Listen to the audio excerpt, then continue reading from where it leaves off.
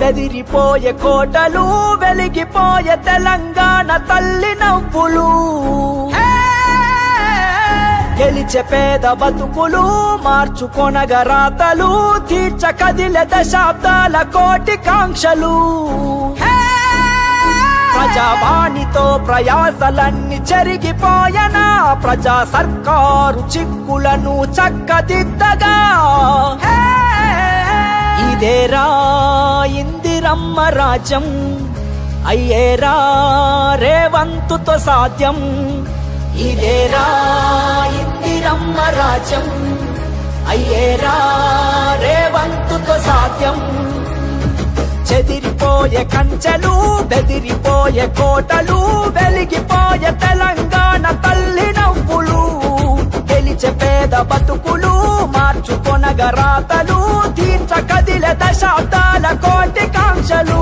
ప్రజావాణితో ప్రయాసలన్నీ చెరిగిపోయనా, ప్రజా సర్కారు చిక్కులను చక్కదిద్దగా. ఇదేరా ఇందిరమ్మ రాజ్యం, అయ్యేరా రేవంతుతో సాధ్యం. ఇదేరా ఇందిరమ్మ రాజ్యం, అయ్యేరా రేవంతుతో సాధ్యం.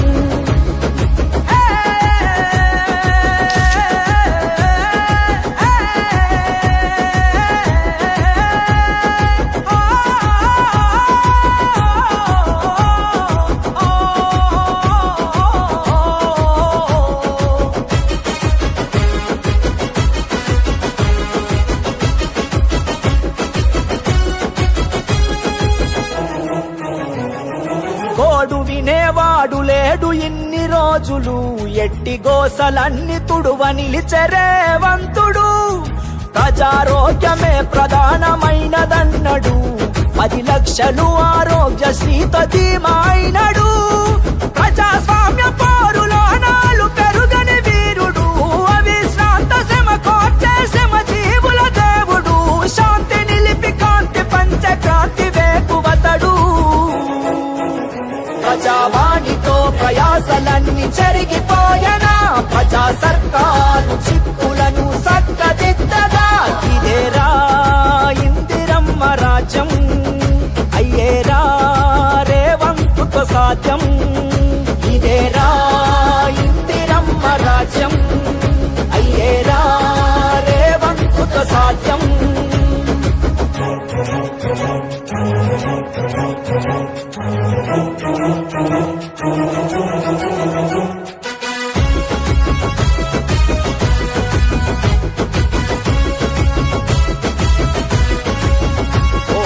అవనిలో సగభాగమైన తల్లి చెల్లెకు ఆర్టీసీ రవాణాలో ఉచిత పయనమన్నడు.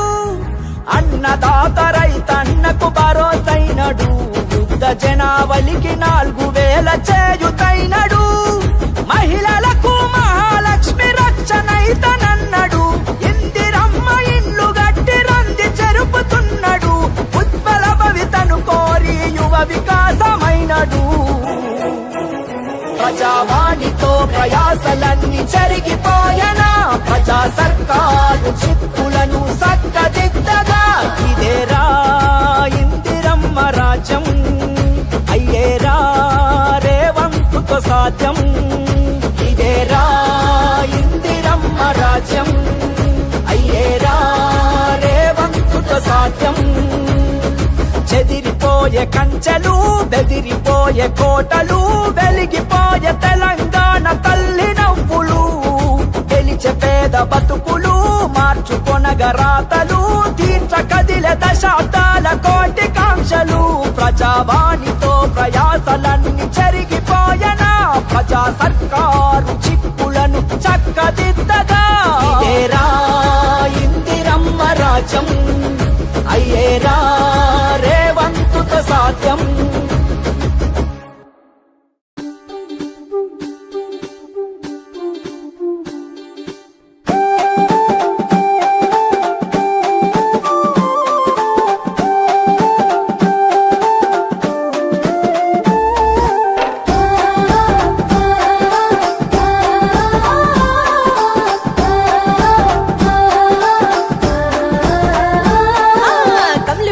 की बाई मारे वात जरा सांभळो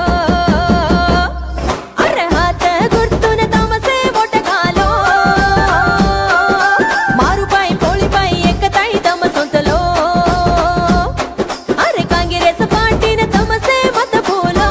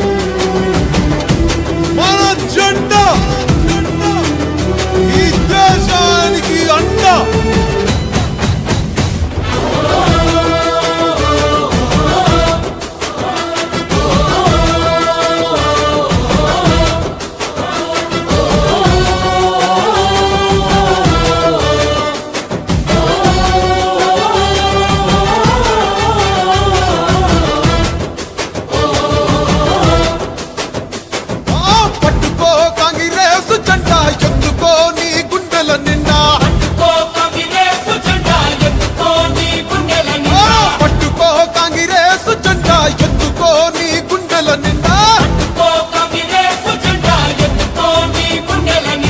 జగమే జై కొట్టిన జెండా జగమే జై కొట్టిన జెండా జనమే జై పట్టిన జెండా పట్టుకో బలే బలే పట్టుకో పట్టుకో కాంగ్రెస్ జెండా ఎత్తుకో నీ గుండెల నిండా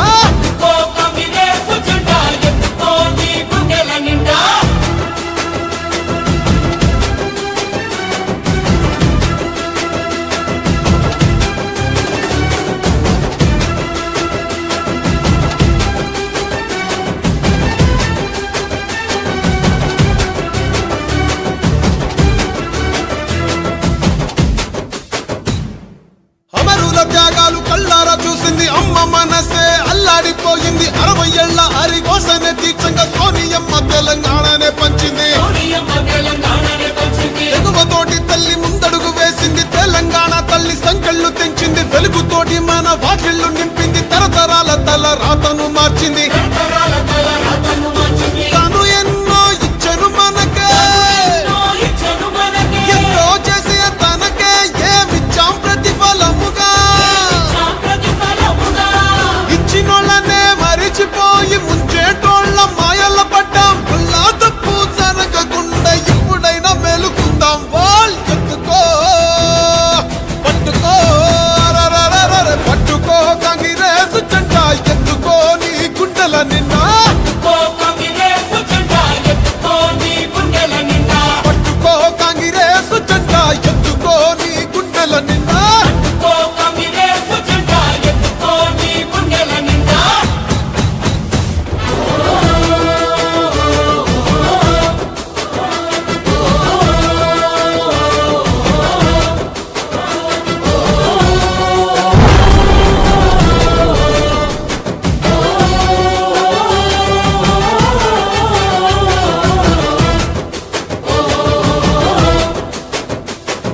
సోనియమ్మ అంటే తెలంగాణ అంటూ తెలంగాణ తల్లి సోనియమ్మ అంటూ పల్లె పల్లెలన్నీ కదిలి వస్తున్నాయి మళ్ళీ పోరుకైనా సిద్ధం అంటున్నాయి తెలంగాణను పంచిన చేతులే పరిపాలన ఇక చెయ్యాలి అంటూ కాంగ్రెస్ పార్టీనే కోరుకుందామంట సోనియమ్మనే వేడుకుందామంట ఇప్పుడు కాకపోతే కన్న తల్లి లాంటి పార్టీ రుణము ఇంకా ఎప్పుడు తీర్చేది అరే కాంగ్రెస్ నే గెలిపించి సోనియమ్మకే కానుకిద్దాం సోనియమ్మకే ఇచ్చే గెలుపు ముందు తరాలకు దారి చూపు పట్టుకో బాల్ పట్టుకో పట్టుకో కాంగ్రెస్ జెండా ఎత్తుకో నీ గుండెల నిండా పట్టుకో కాంగ్రెస్ జెండా ఎత్తుకో నీ గుండెల నిండా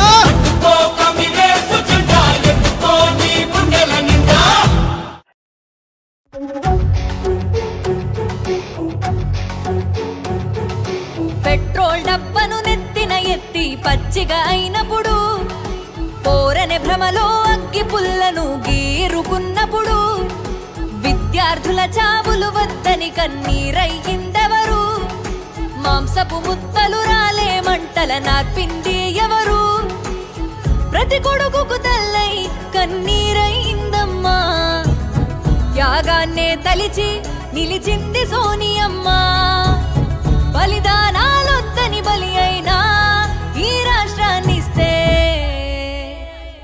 మరి అడిగినోడి కంతుంటే ఇచ్చినోళ్ళకెంతుండాలే ఇచ్చినోడే మళ్ళొస్తే ఈ బాంచన్ బతుకులు మారాలే మరి అడిగినోడి కంతుంటే చల్లిచ్చినోళ్ళకెంతుండాలే ఇచ్చినోడే మళ్ళొస్తే ఈ బాంచన్ బతుకులు మారాలే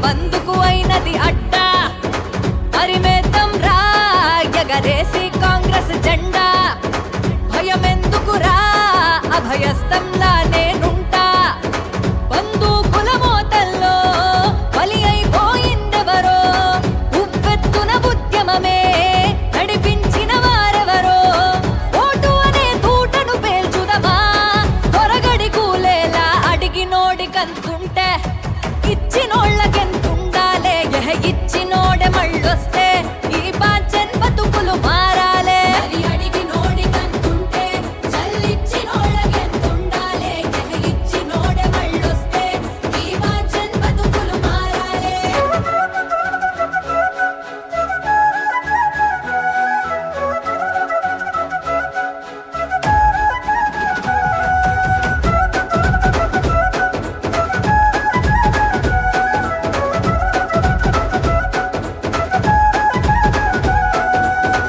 ఎందిర ఘోష సోనియమ్మనే రైతు భరోసా తెరుచుకో కండ్లు ఇస్తున్నది ఇందిరమ్మ ఇండ్లు అవ్వా తాత సోనియమ్మనే మీకు చేయూత యువకుల కోసం తెచ్చిందిర యువ వికాసం గృహజ్యోతి పథకంతో వెలిగించుకురా ఇల్లు మహాలక్ష్మి పథకంతో ఆడబిడ్డ కన్నీళ్ళు గుడి చేస్తారా సుకోర బిడ్డ ఇది సోనియ మాట అడిగినోడికంతుంటే ఇచ్చినోళ్ళకెంతుండాలే ఇచ్చినోడే మళ్ళొస్తే ఈ బాంచన్ బతుకులు మారాలే అడిగినోడికంతుంటే చల్లిచ్చినోళ్ళకెంతుండాలే ఇచ్చినోడే మళ్ళొస్తే ఈ బాంచన్ బతుకులు మారాలే నిన్నటి వరకు ఒక లెక్క, ఇవాళ నుంచి ఇంకొక లెక్క,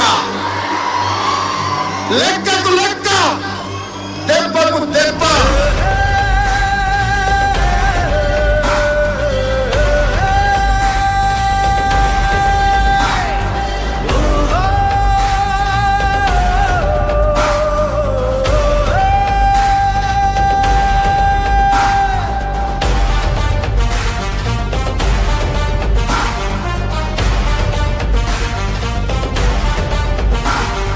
బరిలో దిగిండు చూడు మన తెలంగాణ సూర్యుడు రేవంత్ అన్నొచ్చిండు ఎదురొచ్చటోడు ఎవడు కదిలే సైన్యం చూడు జనమంతా అన్నకి తోడు ప్రశ్నించే గొంతుకలొకటై పులిలా గర్జించుతాడు యువశక్తికి అధినేత తన రాకతో నవ్వే అన్నదాత వృద్ధులకే చేయూత వెన్నంటే ఉంటే బలమే కొండంత ఉండే జననేత అన్యాయానికి తన ఎదురీత ఆపేస్తాడు సూడు కారుకూత హస్తంతోనే మారే మన తలరాత అన్నా అన్నా రేవంత్ అన్నా నువ్వు రావాలన్నా ఈ అవినీతంతం చేసేటందుకు నువ్వు కావాలన్నా అన్నా అన్నా రేవంత్ అన్నా నీతో మేమన్నా మన తెలంగాణకు గతి నిర్దేశం నీ అడుగే అన్నా ఏ తెలంగాణ కోసం మనం కొట్లాడినామో, ఏ తెలంగాణ కోసం మన బిడ్డల ఆత్మ బలిదానాలు చేసుకున్నారో, రాష్ట్ర ఏర్పాటు పూర్తయినా ఇవాళ యాదవులు గొర్రెలు పెంచుకోవడానిక,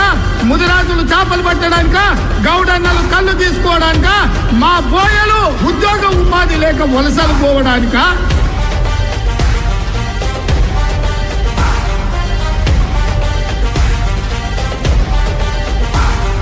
దొరల దౌర్జన్యం నిలదీస్తాడు పరుల కష్టాలే తన వంటడు ఎంత తోడైన బెదరడు టాటాకు చప్పుళ్ళ కదలడు గల్లి నుండి ఢిల్లీ దాకా ప్రజల పక్షాన్ని ప్రశ్నిస్తాడు పట్టు వట్టింద వదలడు మాటిస్తే నిలబెట్టుకుంటాడు ఆడబిడ్డలకు ఉండగా ఉంటాడు సమాన న్యాయం కావాలంటాడు స్వేచ్ఛతో నిండిన తెలంగాణే మనకి ముఖ్యం అంటాడు కాంగ్రెస్ జెండా వస్తుంది చూడు అభయ హస్తం అందని నేడు తెలంగాణ సాధకురాలు సోనియమ్మ మన తోడు శక్తికి అధినేత తన రాకతో నవ్వే అన్నదాత వృద్ధులకే చేయూత పెన్నంటే ఉంటే బలమే కొండంత ఉండే జననేత అన్యాయానికి తన ఎదురీత ఆపేస్తాడు సూడు కారుకూత హస్తంతోనే మారే మన తలరాత అన్నా అన్నా రేవంత్ అన్నా నువ్వు రావాలన్నా ఈ అవినీతంతం చేసేటందుకు నువ్వు కావాలన్నా అన్నా అన్నా రేవంత్ అన్నా నీతో మేమన్నా మన తెలంగాణకు గతి గతి నిర్దేశం నీ అడుగే అన్నా అన్నా అన్నా రేవంత్ అన్నా నువ్వు రావాలన్నా నీ తంత్రం చేసేటందుకు నువ్వు కావాలన్నా అన్నా అన్నా రేవంత్ అన్నా నీతో మేమన్నా మన తెలంగాణకు గతి నిర్దేశం నీ అడుగే అన్నా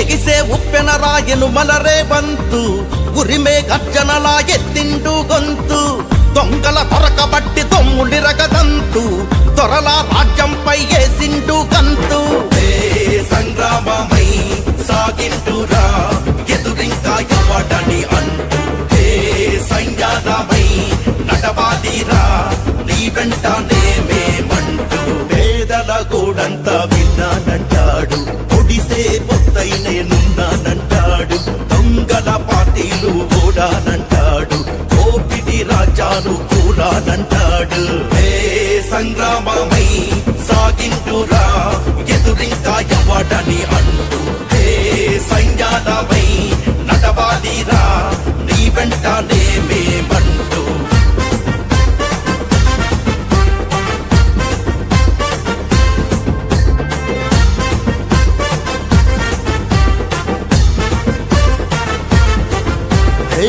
దొంగ హామీల డంబాలే మాయని నిలదీస్తాడు అన్న నిలదీస్తాడు కొలువులిస్తమన్న కోతలు ఏ మాయని అడిగేస్తాడు అన్న కడిగేస్తాడు ఫిరంగిలా మాటల వర్షం దడదడ కురిపిస్తుంటాడు మదమెక్కిన గజములనైనా గజ గజ వణికిస్తుంటాడు జైలుకే పోనీ జంకను అంటాడు ప్రాణమే పోనీ కోరిడువను అంటాడు ఆపద అంటే నేనున్నానంటాడు ఊపిరి ఉందే మీకోసం అంటాడు ఎగిసే ఉప్పెన రాయను మలరే బంతు ఉరిమే గర్జనలా ఎత్తిండు గొంతు దొంగల దొరకబట్టి తొమ్ముడిరగదంతు దొరల రాజ్యంపై ఏసిండు గంతు సంగ్రామమై సాగిండురా ఎదురింకా ఎవడని అంటూ సైన్యాలమై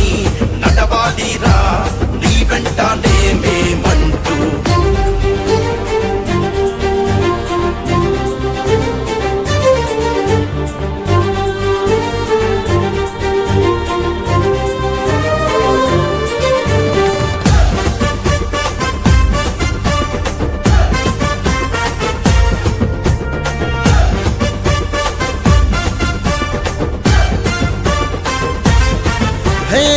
ఉద్యమ నాయకుణ్ణి మరిసిండ్రురా గద్దె నెక్కిండ్రురా తెగ మెక్కిండ్రురా అడిగితే కండ్లెర్రా చేసిండ్రురా నోళ్ళు మూసిండ్రురా జైలు తోసిండ్రురా దౌర్జన్యాల చుడుమును తెంచా ఎత్తిండురా ఆ చెయ్యి ఈ అన్యాయ పాలన నంతం చెయ్య తీసిండురా ఈ గొయ్యి ఇందిరమ్మ రాజ్యాన్ని తెస్తానంటాడు యువతకు భవితను ఇస్తానంటాడు అమరుల కండగా ఉంటానంటాడు అడుగులకు బలము ఇస్తానంటాడు పులిరా పెప్పులిరా అన్నారే వంతు కదిలే యుద్ధం రా అన్నారే వంతు రగిలే నిప్పుల బలి అన్నారే వంతు కురిసే పిడుగుల సడి అన్నారే వంతు ఎగిసే ఉప్పెన రాయను మలరే వంతు ఉరిమే గర్జనలా ఎత్తిండు గొంతు దొంగల దొరకబట్టి తొమ్ముడిరగదంతు దొరల రాజ్యంపై ఏసిండు గంతు సంగ్రామమై సాగిండురా ఎదురింకా ఎవడని అంటూ సైన్యాలమై నడవాలిరా నీ వెంటనే మేమంటూ సంగ్రామమై సాగిండురా ఎదురింకా ఎవడని అంటూ సైన్యాలమై నడవాలిరా నీ వెంటనే మేమంటూ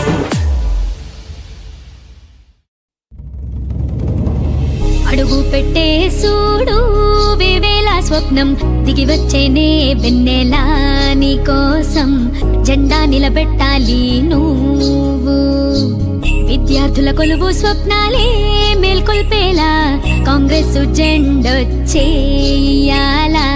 జెండా నిలబెట్టాలి నువ్వు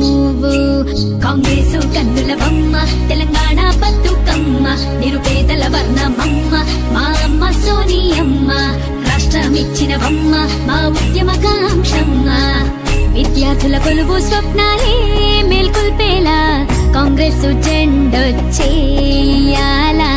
జెండా నిలబెట్టాలి నువ్వు కాంగ్రెసు కన్నుల బొమ్మ తెలంగాణ బతుకమ్మ నిరుపేదల వర్ణమమ్మ మా అమ్మ సోనియమ్మ రాష్ట్రమిచ్చిన బొమ్మ మా ఉద్యమ కాంక్షమ్మ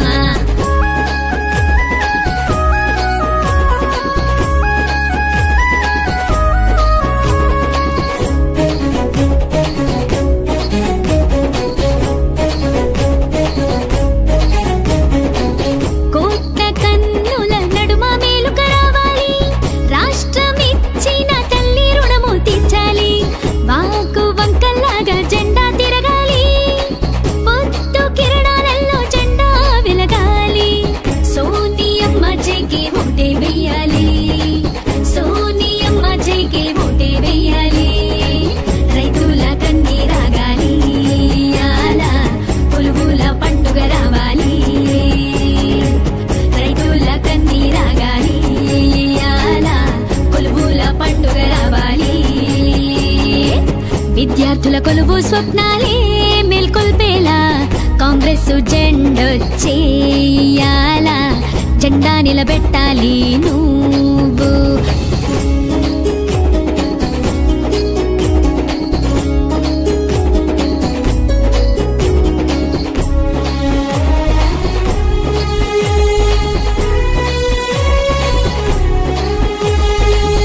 ఆటుపోటుల నడుమ ధీటుగా నడవాలి మాటి మాటికి మాటే తోట కావాలి సోనియమ్మ అడుగున అడుగే వెయ్యాలి వీధి వీధులన్నీ కాంగ్రెస్ రావాలి చేయి చేయి కలిపి వేగం పెంచాలి రాష్ట్రం మూలం మీద జెండా రావాలి విద్యావంతులు రావాలి అలా రాష్ట్రం ముందుకు సాగాలి విద్యావంతులు రావాలి అలా రాష్ట్రం ముందుకు సాగాలి విద్యార్థుల కొలువు స్వప్నాలే మేల్కొల్పేలా కాంగ్రెస్ జెండొచ్చేయాలా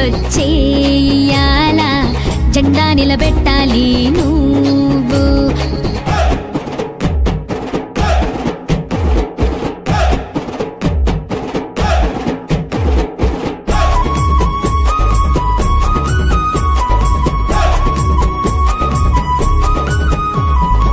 సోనియమ్మ మేలుకు రుణమే తీర్చాలి రాష్ట్రం సంఘాలన్నీ ఏకం కావాలి చందమామల చల్లని పాలన రావాలి రాష్ట్ర శిఖరం పైన జెండా ఎగరాలి గుండె గుండెకు కాంగ్రెస్ జెండా తెలియాలి రాష్ట్రం మూలం మీద జెండా రావాలి ఓటు కాంగ్రెస్ వెయ్యాలి అలా అందరం ఏకం కావాలి హస్తం గుర్తు గెలవాలి అలా సోనియమ్మే గెలవాలి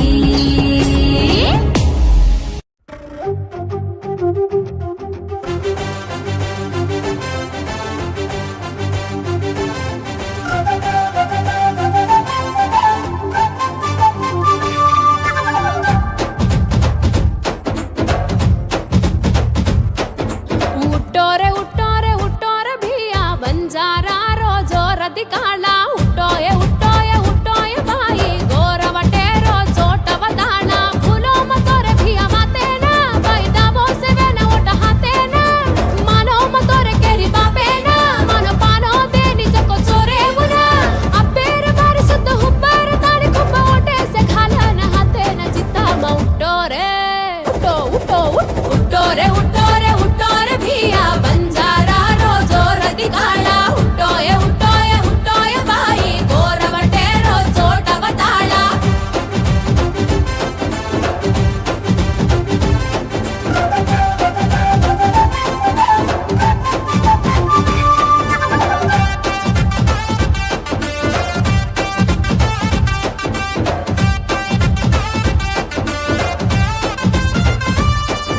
तेलंगाना रो जंगलडन गोर बेटी बेटके ही को जान छोडेच याडी सोनियम्म हासू झाडन चो पंचोरे केन राजा हास पाडीच पुंचो जिनज अत्तराई रत्त सपनेन साकार किदी कांग्रेस काय वेडो सोचोरे भाई भिया सोनेर तेलंगाना करा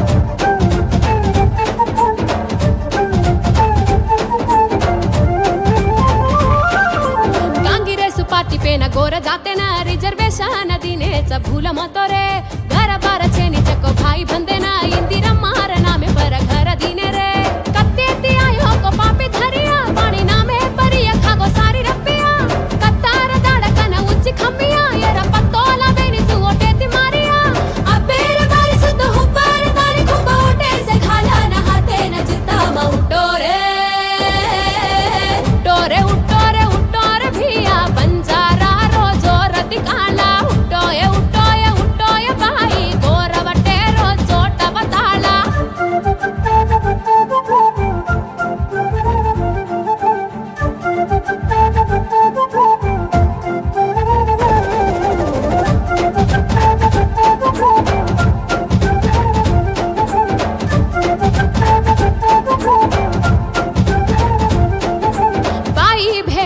ಖುಷಿ ದೇಕೆನ ಕಾಂಗ್ರೆಸ್ ಲಾರಿ ಮಹಾಲಕ್ಷ್ಮಿ ಪತಕ ಮೇನ ಕಿಸಾನೆ ರೋಗೋಸ ದೂರ ಕರೆನ ರೈತ ಭರೋಸ ತರ್ಚ ಕಚ್ಚ ಕಾಂಗ್ರೆಸ್ ಆನ ಗರೀಬಿ घर बांधू कत 5 लाख बीमारे आरोग्य सीन 10 लाख 4000 पेन्शन मदच देखची 4 लकणीन होट 5 लाख अबेर बारी सुद्ध हुब्बार तारी खूब ओटे से खाला न हाते न जिता मा उटोरे उटोरे उटोरे उटोरे भिया बंजारा रोजो रति काला उटोये उटोये उटोये बाई गोरवटे रोजोट बताला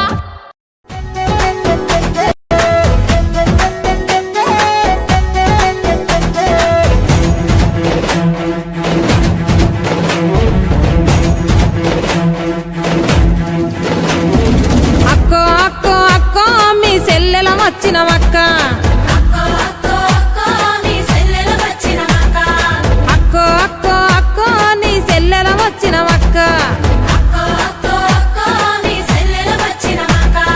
అమ్మ సోనియమ్మక్కో తెలంగాణనే ఇచ్చనే అక్కో ఇచ్చిన కాంగ్రెస్ కక్కో ఇక ఓటే వేద్దాం అక్కో చేతి గుర్తునే అక్కో ఇక గెలిపిద్దామే అక్కో దళిత ముఖ్యమంత్రి అక్కో వాడు దగా చేసేనే అక్క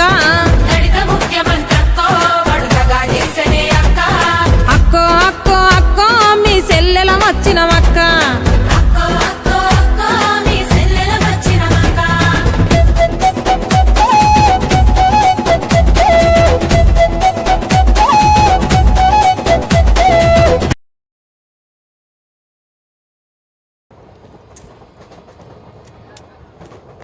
టీ తాగుతారా? వద్దు. నేను తాగుతా. అబ్బాయి నువ్వెవరిని పడితే వాళ్ళని అలా నమ్మకూడదు. అంటే మేము చూసి మనసులో నిర్ణయించుకోము, వాసనతో తెలుసుకుంటాము ఏది మంచిదో ఏది చెడ్డదో అని. నాకు ఇవ్వండి. బ్రూక్ బౌండ్ రెడ్ లేబుల్, ఆత్మీయత యొక్క రుచి.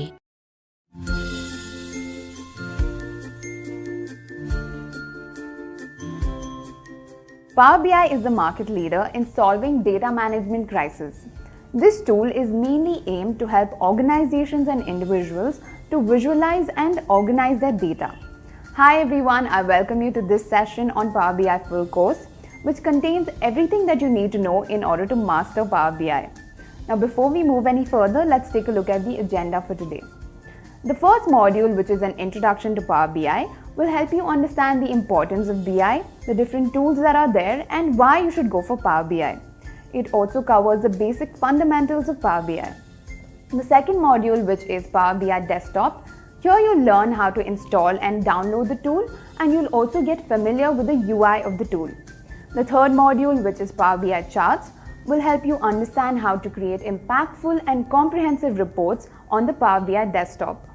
The next module, which is Power BI KPI Indicators, will help you understand the importance of KPI visualization and how they can benefit an organization in visualizing their growth. The next module, which is Power BI Dashboards, will help you understand how to create interactive dashboards with the help of a lot of examples and use cases. Followed by this, we have a comparison module between Power BI and Tableau. In this module, you'll understand the important features of both of these powerful tools. Followed by this, we have the last module, which is Power BI Interview Questions. Here you'll understand the important concepts of Power BI and how you can ace a Power BI interview. We'll also look at a couple of market trends of Power BI.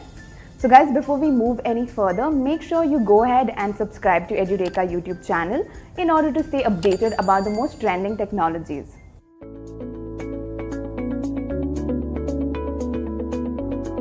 The concept of business intelligence is something that is alien to very few people these days. With newer tools emerging every day to help solve the crisis of data management, most organizations have already moved in or have plans to use business intelligence in solving their crisis. And in this module, we are going to talk all about Power BI. Power BI is Microsoft's latest BI tool, mainly aimed to help everyone analyze and visualize their data. So without much ado, let's get started. Now, why should you choose Power BI? Before I answer this question, I would like to answer something a little more fundamental. Let's start by addressing the most essential and fundamental question: what exactly is business intelligence? Now, in an age where business intelligence has become a bigger domain than most trending technologies, if you ask 20 different people what the term means, you're likely to get at least 10 different answers. So let me try and put it in the simplest of terms without having to lose the technicality of it. Business intelligence is a set of techniques and tools for the transformation of your raw data, meaning your data sets, into meaningful and useful information to take important business decisions. To put it simply, business intelligence is the technology which gets the right data to the right people at the right time so that they can take more effective business decisions. Over the years, the process of business intelligence has grown and adapted to help solve almost all the challenges while dealing with data by involving newer tools and techniques. The change that business intelligence has seen over years can be divided into 3 waves. So let us continue with our tutorial and take a look at the first wave, IT to end user, or the technical wave. During the first wave of business intelligence, the end user had to be dependent on the IT department for data insights. This is because it was not possible for end users to create visualizations or reports on their own, as tools available required some technical or coding knowledge. This dependence on the IT department for insights resulted in more efforts and time consumption to get the updates done. Now the second wave, which is analyst to end user, or the self-service wave. Now the second wave gave analysts access to BI. Now people with some knowledge of analytics could use BI tools. This meant more teams had the access to BI and more people could have better data insights. This eased the role of the IT teams. And finally, the third wave, which meant everyone, which means the power lied in the hands of the end user. The third wave made it easier to access data and create reports and visuals to get better business insights. The introduction of tools like Power BI, Tableau, ClickView, and Spotfire made this transition easy. Now, anybody who had a basic understanding of data could create reports to build intuitive and shareable dashboards. This was about the 3 waves of BI. And in the third view came a very important aspect: data visualization. Now, data visualization is nothing but the pictorial or graphical representation of information or data. It provides insights into complex data sets by communicating the key aspects in a more intuitive and meaningful way. Data visualization lies at the intersection of design, communication, and information service. Even though your data visualization has been termed as the key skill for research in the 21st century, it goes way back.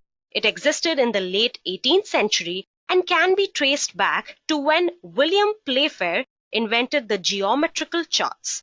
His bar charts were used to represent Scotland's imports and exports of 17 countries in 1781. These bar charts constituted a pure solution to the problem of discrete quantitative comparison. Now, obviously, we have grown to learn about more and more charts as the years pass by. We also have a few hybrid charts to make our jobs easier and our calculations more granular. The way our human brain processes the information is easier to use images, charts, and graphs to understand and visualize large amounts of complex data than going through tons and tons of spreadsheets on reports. Take the quote, "An image is worth 1,000 words," for example. This is completely true because as a human mind, images aren't just a mere collection of pixels. They hold a lot of information. This information in visual form is easy to understand than reading the same facts in text or number form. So let me give you an example. Suppose there's a company which deals with a lot of products, like Amazon, and it's widespread over the world and has many vendors that sell through this platform. So obviously, there's a lot of data being generated in a lot of different formats. People use Excel, Access, different databases, SQL Server, so on and so forth. Some people even make all these spreadsheets and upload it to the web. So obviously, all that has to be brought to a single platform to analyze. And then these are the reports that go to the CEOs, CFOs, and the CXO position, all the big people in Amazon. Now, you can't just take 1 million or 10 million rows of data to a person to look at and infer something, right? You need them to know what's going on. What is going on inside the company? How is the market outside of the company? And this cannot be done with hundreds and thousands of numbers. This is where data visualization comes into picture. It's about giving them an idea of what's going on inside their company in different departments without having to look at tons and tons of numbers. Well-designed graphics have the power to put this complicated data into simple pictures. And this is where modern BI wins. Data visualization is a quick and easy way to convey concepts or information in a universal manner. It can help to 1. Identify key areas and hidden patterns, 2. Get factors that give better customer insights, 3. Analyze and associate data and products properly, and finally, make proper predictions. And obviously, presentation has a big role to play in this. So pardon me for my analogy, but if this was a beauty contest, let's go ahead and look at our winner. Now let's see why we need Power BI. Now there are a few points that make Power BI one of the most prominent tools for data visualization. Now this tutorial would be incomplete without understanding these points.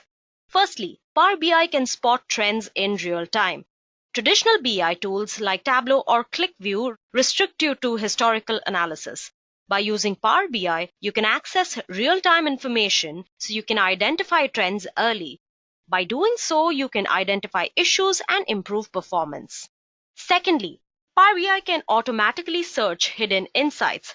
With Power BI, you can auto-search datasets for hidden insights in seconds with quick insights. Users can simply ask questions and Power BI Q&A will answer their questions with an immediate effect. Third, advanced analytics and custom visualizations. With custom visuals, Power BI allows you to visualize data in almost every way possible. As long as you can imagine it, you can put it on your dashboard. Thus, you're not limited to something that lies in a box. Finally, Power BI is enterprise ready. With Power BI and Power BI Desktop, you can securely connect to your own on-premises data sources. With the on-premises data gateway, you can connect live to your SQL server and other data sources. It gives you a secure, scalable, and reliable enterprise-grade information technology. And these mentioned reasons make Power BI very important in context of data visualization. So who can use Power BI? IT professionals, developers, companies big and small, subject matter experts, and plain analytics enthusiasts. As long as you want to, you can all use Power BI.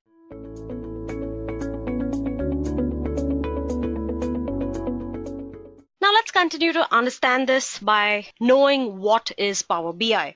Now Power BI as a name has been in the BI market for quite a long time. The Microsoft team has worked for a long time to build a big umbrella called Power BI. And this umbrella is a combination of strong visualization, data analysis, data sharing, aggregating, and cloud integration. To define it, Power BI is a business analytics service provided by Microsoft. It provides interactive visualization with self-service business intelligence capabilities where end users can create reports and dashboards by themselves without having to depend on information technology staff or database administrators. It also gives you cloud-based BI services known as Power BI services, along with a desktop-based inference called Power BI Desktop. It offers data warehouse capabilities using data prep, data discovery, and interactive dashboards. In March of 2016, Microsoft released an additional service called Power BI Embedded on its Azure cloud platform, which enables the user to analyze data easily and perform various ETL operations and deliver reports with Power BI. The Power BI gateways let you connect with Access, Excel, SQL Server databases, analytics services, and many other sources to your dashboard in Power BI. And reporting portals embed Power BI reports and dashboards to give you a unified experience. What you see on your screens right now shows Power BI's general workflow. You have thousands of data sources which are being connected to Power BI Desktop, which then can be published into the service and gives you an option of connecting your organizational data live through your Power BI gateways. In the end, this can all be accessed through your tablets, laptops, and cell phones with you, your colleagues, and everybody involved in your business decision. Now that you understand what Power BI is, let's go ahead and look at a few of its benefits and why are we using this. Firstly, it has pre-built dashboards and reports for popular software-as-a-service solutions. Power BI helps you create powerful visualizations in the form of dashboards and reports, and you can do them without any technical knowledge at all. All you need to do is have a little bit of analytical sense, and you can use this service to your advantage. Next, it has real-time dashboard updates. As I had mentioned before, Power BI works real-time and it can forecast trends in the coming few years as well. Third, secure live connection to your data sources on premises and in the cloud. Through the Power BI gateway, you can establish connections that are secure and your organizational data can be connected to live every time that you want to. The best part about this is it is scalable and very, very secure. Fourth, Power BI also provides you intuitive data exploration using natural language query. You do not have to know the query language to explore your data in Power BI. Just using your everyday English or your natural language, data exploration can be made possible. Fifth, integration with familiar Microsoft products to utilize commitment for scale. Power BI can integrate with a number of sources and a number of Microsoft products, which makes it highly scalable compared to other BI tools. And finally, immediate deployment. Power BI is known for its quick deployment, which makes your job quick as well as easy when you have to take critical business decisions. And that was all about Power BI. In the section ahead, we are going to discuss a few components of Power BI. Now, Power BI has a few components. You have Power Query, Power Pivot, Power View, Power Map, Data Catalog, Data Management Gateway, Power BI Q&A, and Service. Starting up, we have Power Query. Now, this is a component which can be used to search and access and transform public and internal data sources. It is the Microsoft's data connectivity and data preparation technology, which enables business users to seamlessly access data stored in hundreds of data sources and reshape it to fit their needs with an easy-to-use, engaging, and no-code user experience. Next, we have Power Pivot. Now, you can use this for data modeling, for in-memory analytics. It extends a local instance of Microsoft Analysis Services Tabular that is embedded directly into your workbook. It enables you to import millions of rows of data from multiple data sources into a single Power BI workbook. It helps you create relationships between heterogeneous data, create calculated columns and measures using formulas, and build pivot tables and pivot charts and further analyze the data. Then you have Powerview, which is a data visualization technology that lets you create interactive charts, graphs, maps, and other visuals that bring your data to life. Now, Powerview is available in Power BI, Excel, and other analysis services from Microsoft. Then you have Power Map, which is also another feature in Excel. It is for exploring map and time-based data. It lets you plot geographic and temporal data, visually analyze that data in 3D, and create cinematic tours to share with others. Next, you have Power BI Services. So this is a collection of apps, dashboards, and reports built to deliver key metrics for your organization. These apps are interactive with each other and helps customers work with their own content. Then we have Power BI Q&A. It's basically a feature which helps you ask questions and get immediate answers. Sometimes the fastest way to get an answer from your data is to ask the question using natural language. So you can use Q&A to explore your data using intuitive natural language capabilities and receive answers in the form of charts and graphs. Next, you have the Data Management Gateway. So basically what this does is it connects your on-premise servers with your Power BI in the cloud. If you want to refresh your data in the cloud with the data that is on the premise, you will need to have the Data Management Gateway configured and available to your tenant. And that is how this works. And finally, we have our Power BI Data Catalog. Now this contains the metadata for felicitated search functionality in Power BI.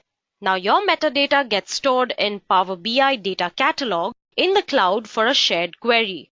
It gives you a search access list for the query to determine which users and security groups can find and use this shared query. Now that we've seen how the components work, let's continue with this tutorial and understand the architecture of Power BI. Now, broadly describing, Power BI's architecture has three phases. The first two phases partially use ETL to handle data, and then you have the presentation of your data. So let's take a look at these phases one by one. First, you have data integration. An organization can be required to deal with data that comes in from different sources, as I had earlier explained in my Amazon example. Now, this data comes from different sources and can be in different file formats. Now, the data is first extracted from these sources, which can be your different servers or databases, so on and so forth, from wherever you can pull in data. This data is then integrated in a standard format and then stored at a common area called as a staging area. Then we go to our second step, data processing. Now the integrated data is still not ready for visualization because the data needs processing before it can be presented. Now this data is pre-processed or cleaned, as we can call it. This is also known as transformation of data. For example, missing values or redundant values are removed from the data set. After the data set is cleaned, business rules are applied to the data and it is transformed into presentable data. Now this data is then loaded into a data warehouse. And now that you have extracted, transformed and loaded data, your ETL is complete. Finally, you have data presentation. So once all this data is loaded and transformed, it can be visualized much better with use of various visualizations that Power BI has to offer. You use reports, dashboards, and help one represent data in a more intuitive manner. These visuals, reports, help business end users take important business decisions based on these insights.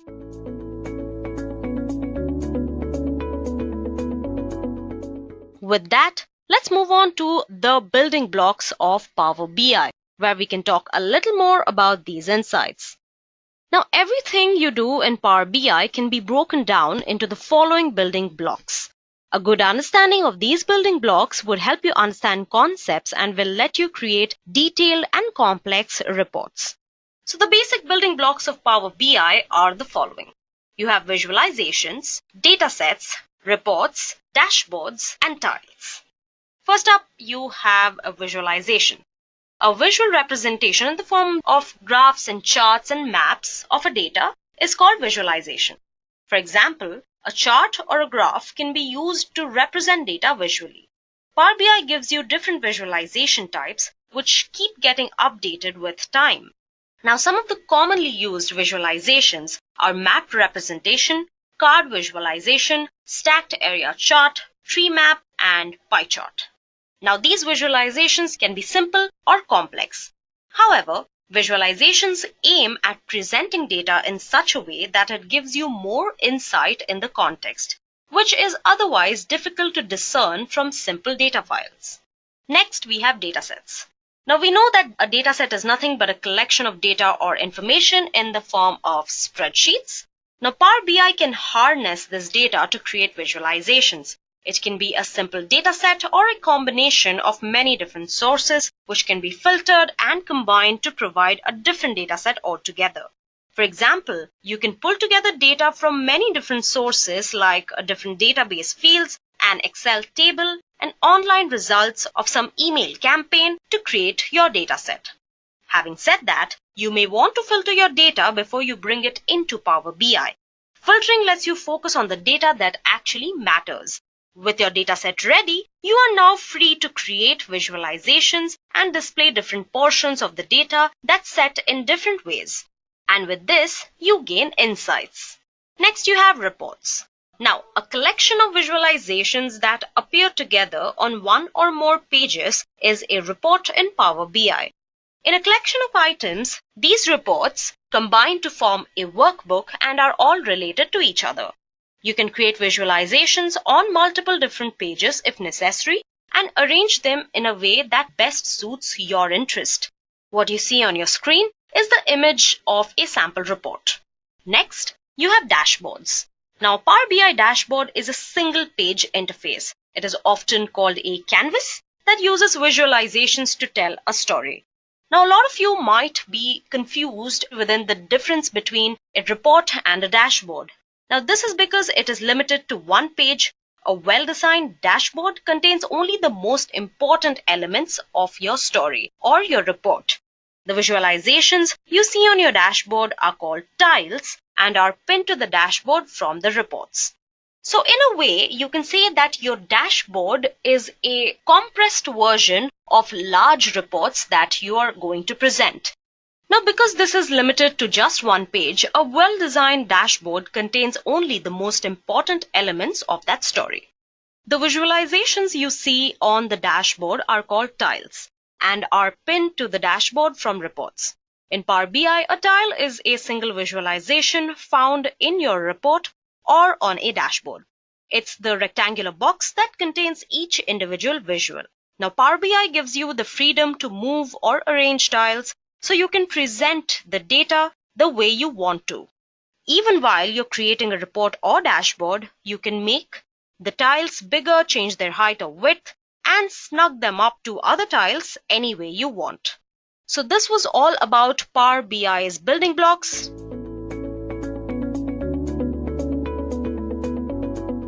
Now I'm going to take this Power BI tutorial a step further with a demonstration of creating a simple report using Power BI.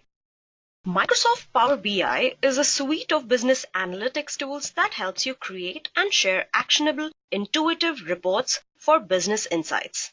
And now I'm going to show you how you can put your data to work with Power BI. We'll go through the basics of data visualizations and dashboards, and we'll go through how to create and modify data visualizations. We'll also look at how to join data from multiple sources and build a dashboard report to share with our colleagues. So, what we're going to cover today, in part 1, we'll be getting started. Using it, part 2 will talk about joining data from multiple sources, and part 3 will talk about building and sharing a dashboard. And at the end of this, we'll have a demo. So part 1, getting started. In this section, we'll learn how to install the application. We'll talk about importing data from Excel to Power BI. We'll create and modify simple visualization, and we will save our report and publish to Power BI service. Now let's talk about installing the laptop application. First, what you want to do is go to http://app.powerbi.com. Here you'll sign in with your credentials. You'll run a simple wizard to install the application. Then you'll look for the download icon. It is here. It's an arrow pointing down with a line underneath it. So run that wizard. And the Power BI will be ready to launch, and it will automatically launch the first time that you run it. When you run it, you'll get this start screen. It is black and yellow, and you'll have access to forums, the Power BI blog, various tutorials, as well as some videos that you can watch and learn. But you don't need any of that videos because you have this one video. So let's go ahead. You can also access the Get Data functionality here from this screen. If you decide that you never want to see it again, you'll notice a checkbox in the lower yellow part of the screen that says Show this page on startup. Simply uncheck that box and you won't ever see it again when you run the application. So next up, you'll want to install some data. After you've installed the application, you're going to go to the Get Data button and you'll be able to pull in data depending on what you're using. You may be using data from Excel like I'll be doing further in this demo, or you may be using data from an example, a SQL Server database, or an Access database. The options you have for pulling in data are a plethora. So there's a lot of available data sets, and we'll be sticking with the Excel for my demo, but keep in mind that you can pull data from a lot of different places. So after you have selected what data you're going to be using, you'll be given the option. Then in the navigation window, to select the exact data set what you want to pull, you'll check mark a box. For example, right here we have this box checked. And then you'll have the option to load the data or edit the data in the query editor. You'll probably want to edit the data in the query editor just to make sure that you'll pull in exactly what you want. Once you have pulled in the data that you want, you'll see that the data up here as a fields list on the right hand side of the application. As you can see here in the sample data, we have a budget business team delivery day, but whatever you've pulled in will appear in the fields list. And you'll be able to use that data in the fields list to create your visualizations. So let's start here by creating a simple visualization. This is a very simple visual. It's simply a column chart with one number. So it's one column right here. It's the budget field that we pulled in. Drag whatever field that you want from your data. There is no strict rule to it, and make a visualization. You'll end up with a column chart like this. You can also see that there are a variety of charts available there. And then in the visualization box, you will be able to make modifications to it. And like I said, this right here is a bar chart, but you'll be able to make pie charts, column charts, line charts, and a variety of other visualizations in Power BI. A variety of modifications are available for visualizations too right here. We've highlighted where you can click on the lower right hand corner of the visualization and drag it up to make the visualization bigger or smaller. For example, you might want to make it smaller because maybe you want to put more than one visualization on the canvas there, or you may be wanting to make it large so that it can take up the entire canvas. So you can drag around the corners of your visualization to make it the size that you want. The format that Power BI saves reports says .pbix file. This is not the best way to share a report, but it's definitely the best way to save your work. If you're in the middle of something, you can go ahead and save your report as a .pbix on your machine or your OneDrive. Maybe even your OneDrive for Business or a SharePoint online set, wherever you're saving it. And so that way you'll be able to pick up later. If you're in the middle of building a Power BI report now, if you want to share your results of someone, the best way to do that is to publish the Power BI service. And you'll be able to do that using the Publish button, that is the ribbon, and that button is on the Home tab on the furthest right. We have highlighted it on the slide there. And then when the publishing is complete, you'll be given a link that you can click on in order to go see your workbook or your report. This will be there on your Power BI website, And you'll probably want to do that just to make sure it looks as good as you wanted it to in your tool. So this is the powerbi.com interface. The powerbi.com interface gets changed from time to time. That is also the reason for this particular tutorial, because it got updated in 2019 recently. It is a cloud service, and when new features come, you may see things in a slightly different place. For example, the search bar here, I believe, is slightly different now, but the gist of it is what we want, and you'll be able to use that search bar once you've published a lot of reports and have a lot of data sets available on your workspace. You'll be able to find them easily using the search bar. Or you can use the functionality of define your recent reports, as well as when you'll be able to manipulate and share them using powerbi.com interface. We're now going to go into part 2, which is using multiple datasets. So now we are going to be using multiple datasets and joining together in this section. We'll talk about adding data from other sources, joining the data from multiple sources, creating more interactive visualizations, as well as updating that published data on the powerbi.com web service. So here we go with getting additional data. Now to get additional data, you do the same thing that you did before. You got your first data set, and it's really not very different from how you did it. You just are having some data you're working with. You'll go to the Get Data button, you'll push it, and our demo will be using Excel, but remember you can pull in data from a variety of sources. It is also good to keep in mind that they don't all have to be the same source. You could be using some data from an Excel spreadsheet, some data from, example, a SQL Server query, or from another database query. You can pull them all together in Power BI, create relationships, and manipulate that data, and create some great visualizations right here, just as you did before. You'll select the data that you want to load, and you'll probably want to edit your query before loading it, just like you did before. So whenever you're loading queries, you want to make sure that you have the data that you want and your data is in the form that you want it in. Before you pull it in, Power BI will load the data that you have selected, and there may be relationships in that data. For example, here we have some actuals and some budget information that we are loading in sample data. But you may have two different tables that you are pulling in, and they both have a month column. For example, in Power BI, the tool is actually smart enough to detect the relationship and join the data together. If it did not auto-detect your relationship, you'll be able to manually create it. But for most times, in my experience, it does it on its own. So I want to introduce here the Modeling tab. It's right next to the Home tab, and with the Modeling tab, what you can do is change some things with the format of your data.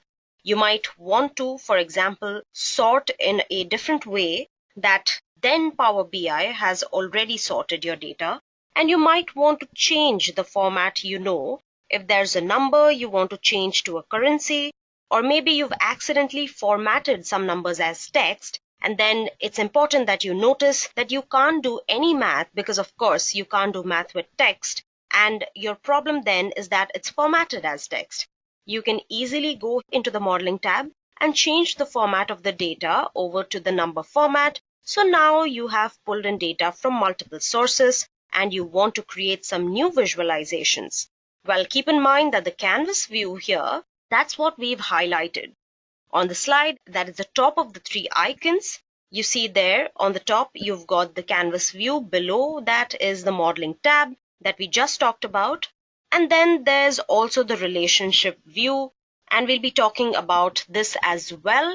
And in the demo, you'll be able to create visualizations using all of the sources of your data, and whatever you are using, you'll be able to create visualizations with all of your data combined.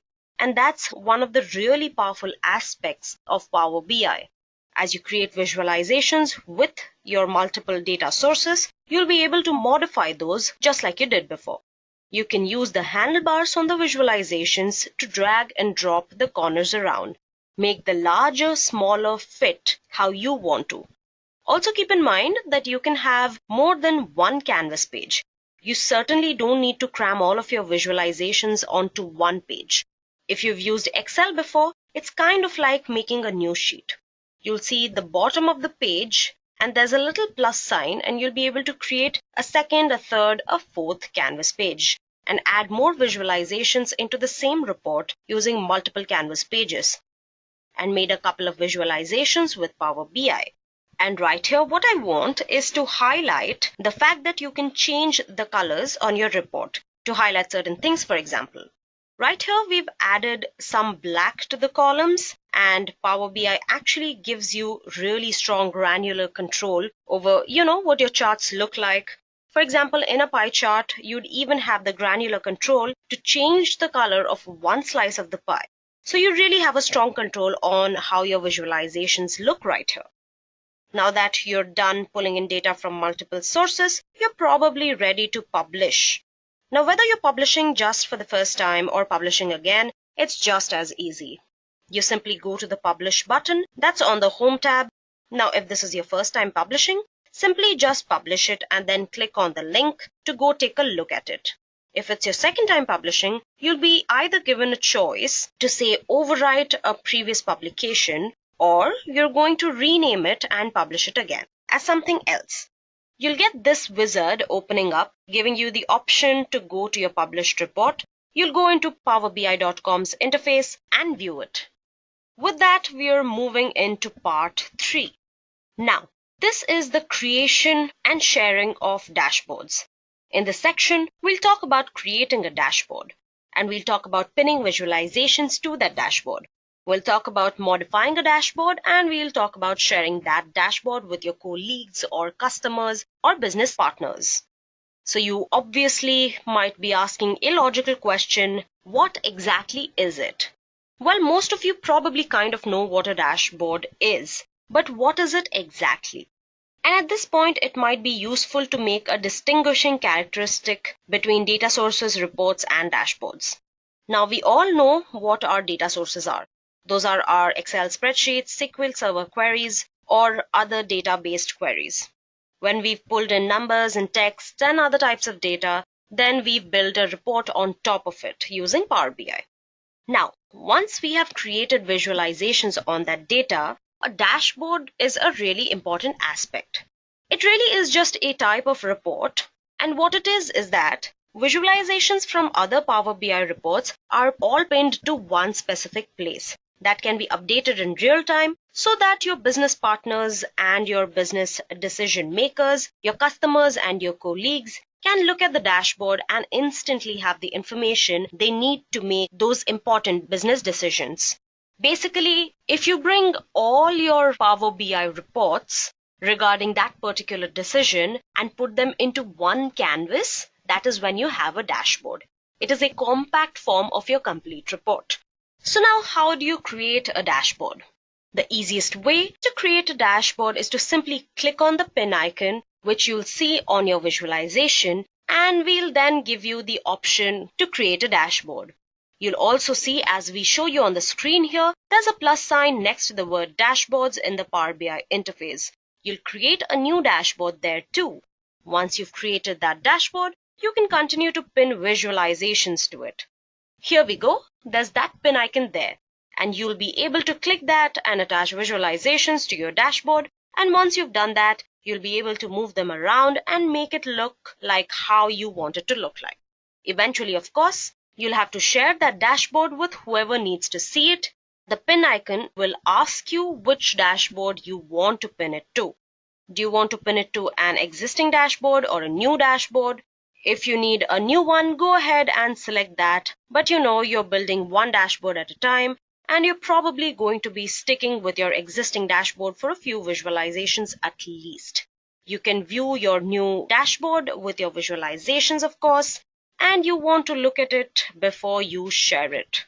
Just to make sure that it looks how you want it to, go ahead and click and share and send it to some of your colleagues. You can modify your dashboard anytime, and you'll be able to click on the corners of your visualizations to make them larger or smaller, just like you would want it. Now, you won't have quite the degree of freedom you did with the canvas though. There are certain size settings for these visualizations, They can be so big, but you can't choose exactly how big you want them, like you could in the canvas. When you're in the web view, the predefined sizes is what they are called. When you're finally ready to share your dashboard, go ahead and click the sharing icon. So you'll type in the names or email addresses of the people you want to share it with. If you're dealing with a circumstance where you've got an internal and you know the global address list, you'll be able to simply type names from that. Or if you're sharing externally, you may need to use email addresses, and you'll type those in and go ahead and click share. You'll notice you have some options here, and you can allow the recipients also to share your dashboard. And generally, you do want to send an email notification when you share something with them. So then they'll know that it's shared with them and they'll be able to go access it.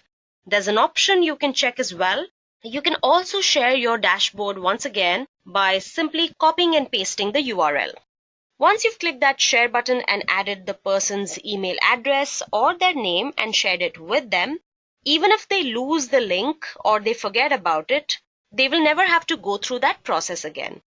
You'll actually just be able to copy that URL and paste it, and they can view your dashboard. Apart from that, there is also a QR code generated for every report for the very same purpose.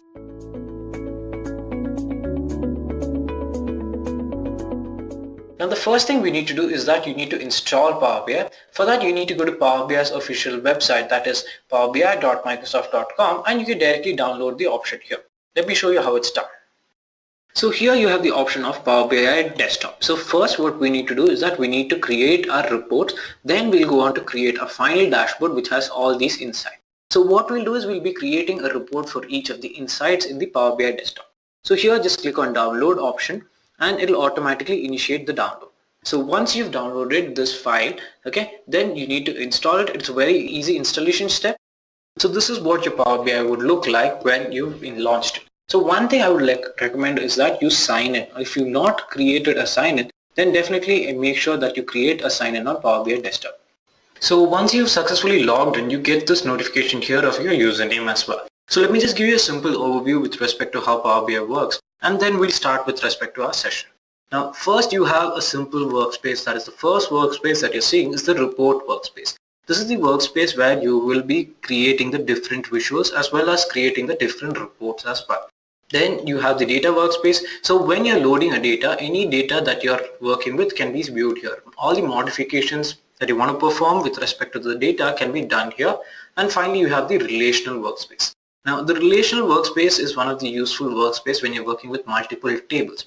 Now this helps you establish as well as manage the different relationships between the multiple tables as well.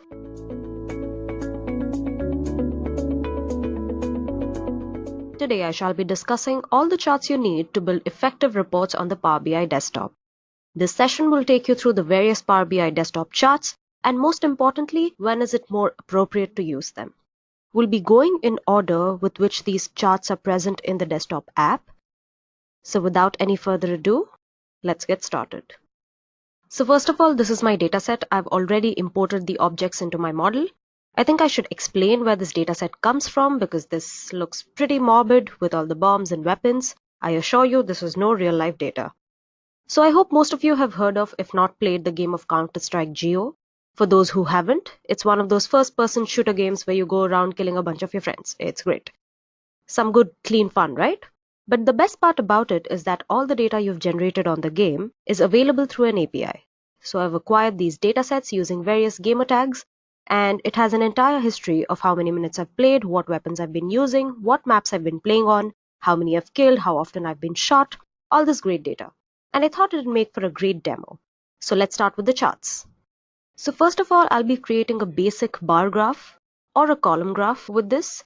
For that, you can use any of these given stacked bar charts, column charts, any of these, which wouldn't really matter because we are just using one case.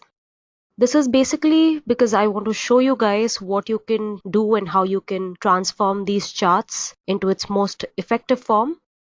So let's take a column chart. Now I'll be using this other data set which I also got from the CSGO.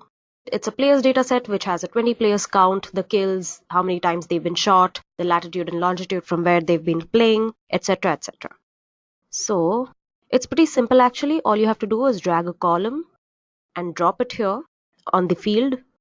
What you can also do is you can drag the same column tab and drop it right into your graph. There you have it. Now there are a bunch of interesting things you can do with it. For example, I would like to change the color saturation according to the number of absolute kills. So green being good and red being bad. As you can see, this player number 20, despite having the best KD ratio, does not necessarily have the best absolute number of kills. So you can do a lot of cool stuff like this with the Power BI. Let's move on to our basic stacked and clustered charts.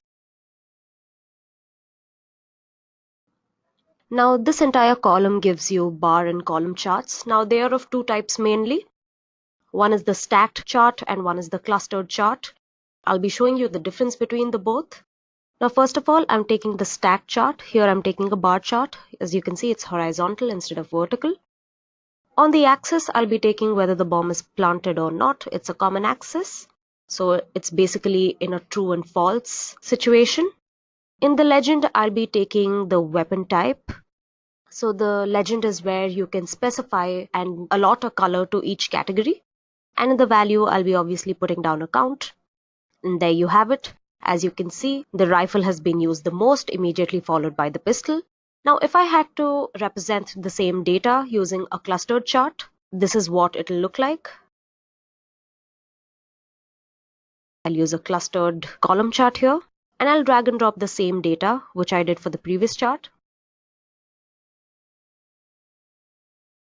So basically you use both these charts when we compare different cases depending on the same two parameters.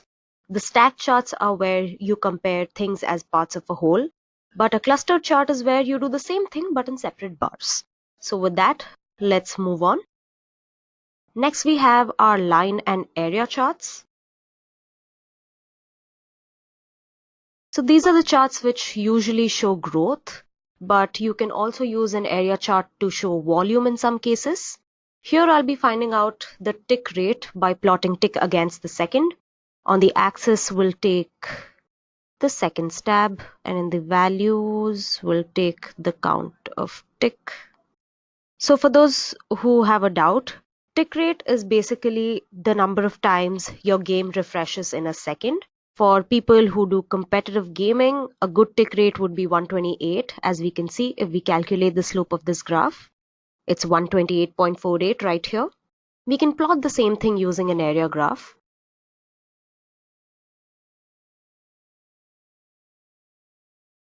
As you can see, the graph looks similar, but it gives us an idea of the area shaded under it. It gives us an idea of the volume.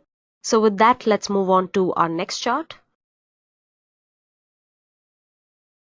So here I'll be using a combination chart. As the name suggests, it's a combination between the bar chart and the line chart. And you can use it the same way as we did the previous charts. So on the shared axis, I'll be pulling down the players. On the column values, I'll be putting the KD ratio, or let's just put the absolute number of kills. And the line values, I'll be putting the KD ratio. As you can see, it's pretty similar to what we had inferred in our column chart. Another interesting chart here is the ribbon chart, which is like an area chart, but it shows data with respect to the maximum measure. So let's try that out as well. Now on this, I'll be plotting, let's say, the weapons used in the number of rounds. So let's bring the round to the common axis. We'll categorize the colors according to the weapon type, and then we'll bring the count of weapons to the values. See how intuitive this is, because when I just dragged the weapons value to the value field, but the count it's selected on its own. So there we have it. We have the combination chart as well as the ribbon chart. As you can see, as we had inferred before, the rifle has been used most. And by just touching on each of these colors or any part of the graph, you can find out the absolute information regarding the bar. Next up, we have another one of our very common charts. You've probably all seen this one before. It's a pie chart. It's a big circle cut into pieces. Can't really miss it. A donut chart is essentially the same thing, except for that it has a smaller circle cut out in the middle, turning the filled pie into a hollow donut. It's a visual preference mainly, but there is a key difference between both of them. Let's start with the pie chart. In the legend, I'll be putting the weapon, and in the values also I'll be putting the count of weapon. I'll be doing the same thing for a donut chart as well. Closer to make it look better. So now go ahead and look at the pie chart. Notice how you look at it.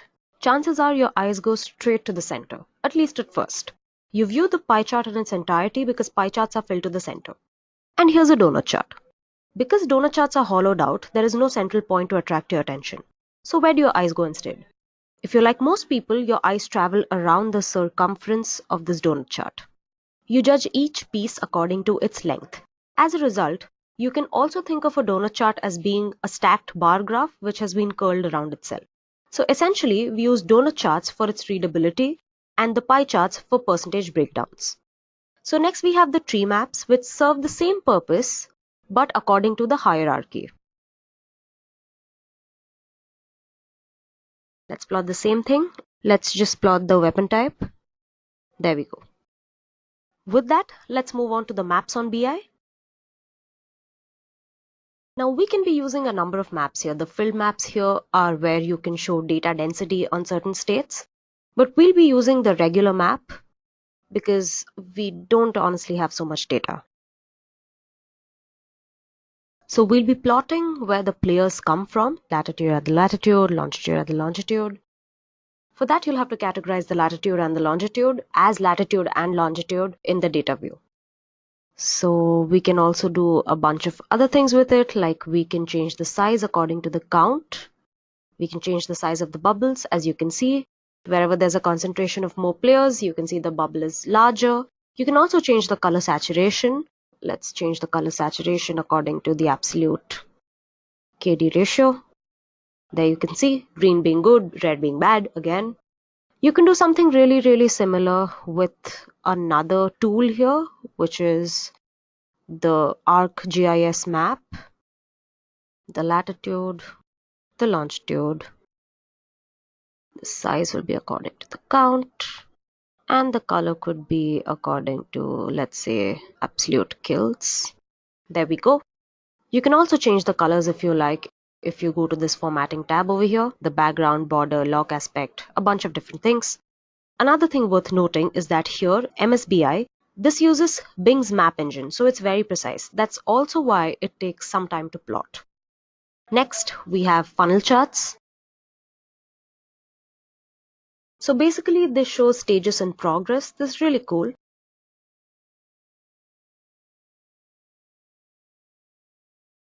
Change the color saturation. While I'm here, let me also explain the slicer to you people. Basically, a slicer slices the data according to how you need it, according to a certain field. Suppose I'm slicing data according to the absolute number of kills here. You can actually control the data visualization from both the sides. You can see the absolute number of kills in each bar between the 61st and the 104th kill. So that's basically how a slicer works. You can use it on maps, your pie charts. You can basically use it on any other chart that you want to. So now with the visualizations we've used so far, these have been visualizations which are used to compare values across different fields. But to create Power BI reports, sometimes you only want to show a single metric just so you can track as it changes over time. So here are a few different visuals that do it. So gauges are great if you want to show progress towards a particular target, like so. By default, you can always see double the amount of the amount shown here, but you can obviously go change it here. You can change the data labels, you can change the gauge axis, you can change the call out value, the lock aspect, a bunch of different things. You can also add other fields here like minimum, maximum, or the target. So that's one thing. Another thing we can use is the card. This one here. You can also use a multi-level card, but this is a single row card. So this is the card, which just shows the numeric representation as text.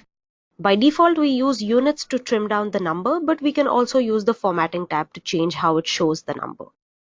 So you can do a bunch of really smart things with it, like you can use the measure and ask MSBI to return a string. Moving on.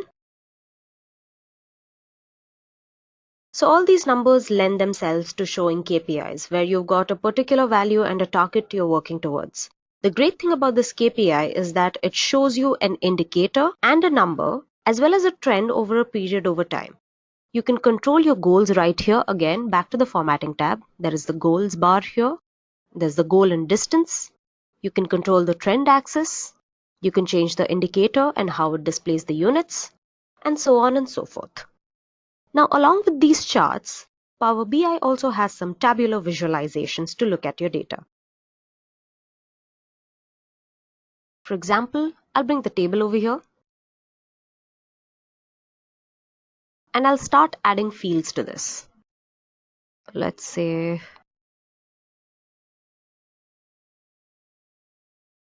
you can just go on adding tables that you want to. You can just go on adding as many fields as you want, and it'll keep giving you a total. Similarly, you have the matrices here. Now, I'll be creating a very simple 2x2 matrix. Say the rows could be the weapons, and the columns could be the weapon types, and the values could be your count. A thing to notice here is when you add another field, you do not get repeated values. Hence, you get the absolute total from both sides. With that, we've got just one last visual left. I would only like to address this one as it deserves a session of its own. Now, if you're into data science, you might be familiar with something called the R. This is a really common application used to do deep analytics and statistics. It is also a great visualization platform. So MSBI allows us to integrate with R. So it basically means you can get your Power BI file over to R, get visuals to run, and bring it back to the desktop and use it like any other chart.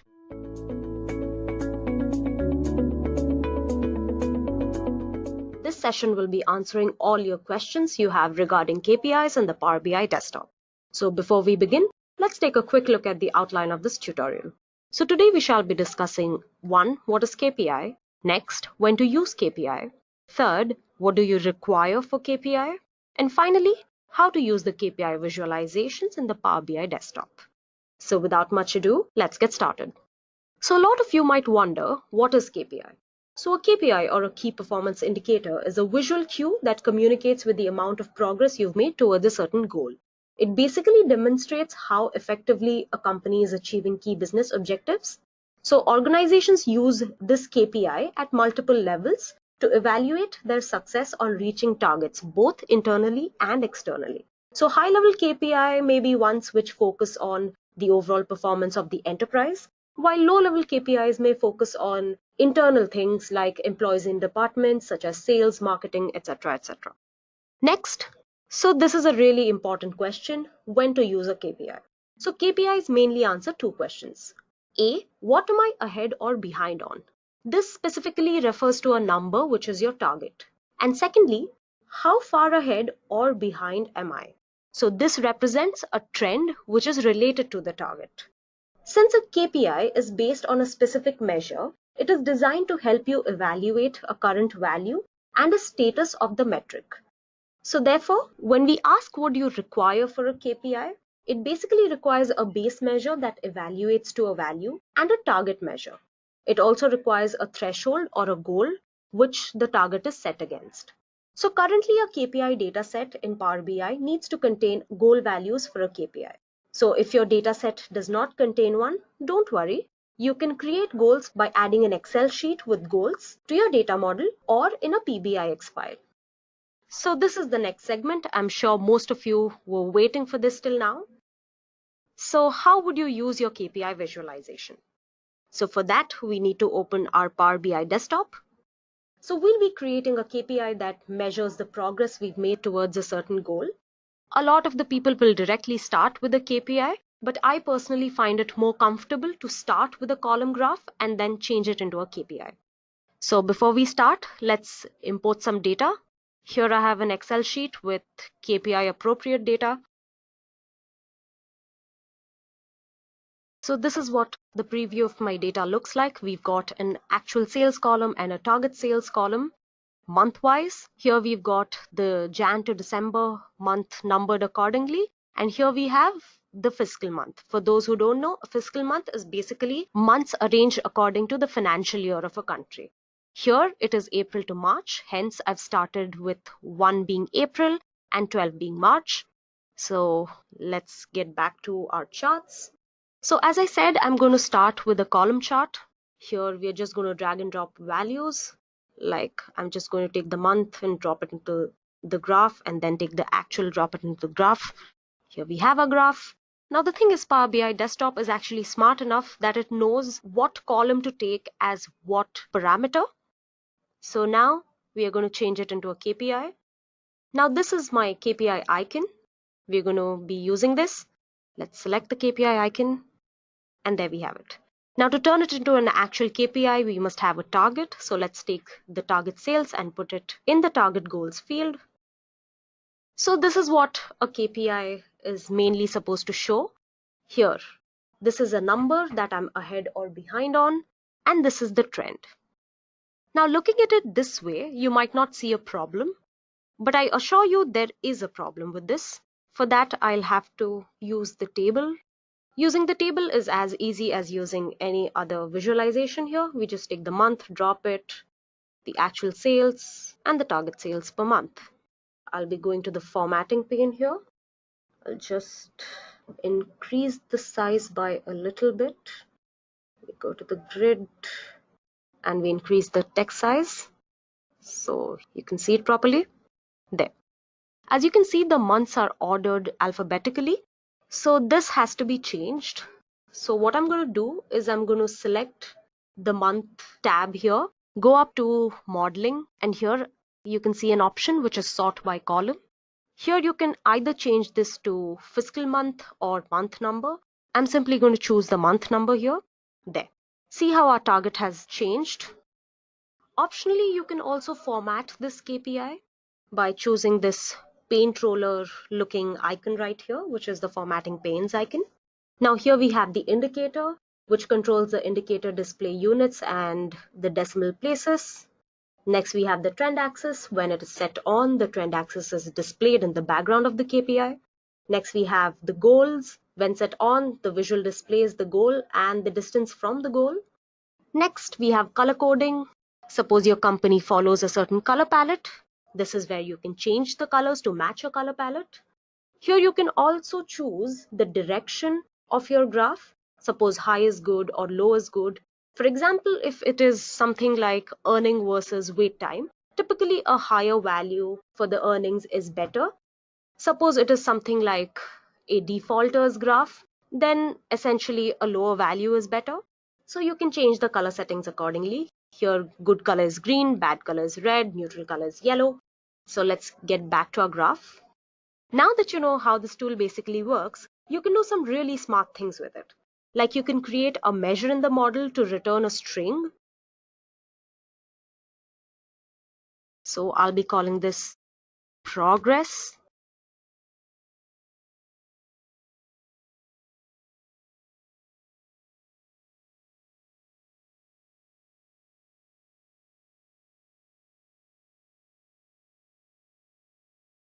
Now you can see the progress column is added here. What I will do is I'll be taking a card and I'll be adding the progress to its field here.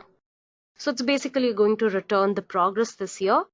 So this is a live tile and it'll keep changing our data set. You can also do a bunch of other interesting things. For example, instead of a single KPI, you can use a multi-KPI. For that, all you must do is go to the Home tab here, and on the ribbon you can see something called From Marketplace. Click on it. Search for something called Power KPI. Okay. You can see the icon appear here with other icons on your visualization pane. You can use it like you use any other visualization here. So you can just drag and drop different values on your values. Your axis has to be a certain date.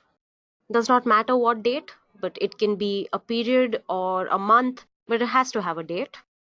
Then in your values field, you can just drop actual and target. There you go. This also you can format using your formatting pane. Like you can go and change your layout, you can change the title. Suppose now it says actual and target by month. You can just rename it to KPI. There are a bunch of other options you can play around with. Let's move on to something else. Another thing you can do is you can actually get a custom KPI from the marketplace again. You can just go to the KPI option. Right at the bottom somewhere, you will have something called the KPI indicator. It'll take some time to load. You can also use this like any other visualization on your visualization pane, like so. You can use it like you use any other KPI tool here.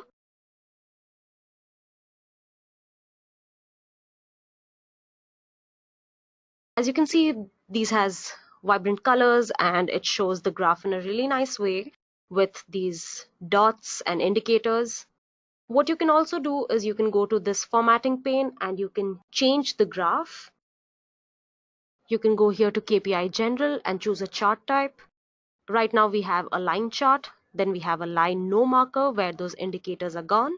Next we can use a bar chart as well. You can choose a banding type, whether increasing value is better, decreasing value is better, or the closer is better. Like the increasing and decreasing I had explained earlier in the KPI chart. The closer is better option can be used where you are testing medicines and chemicals. Here right now we have increasing is better. You can change the banding percentage. You can change the colors like you did in the previous charts. Let me get a slicer here.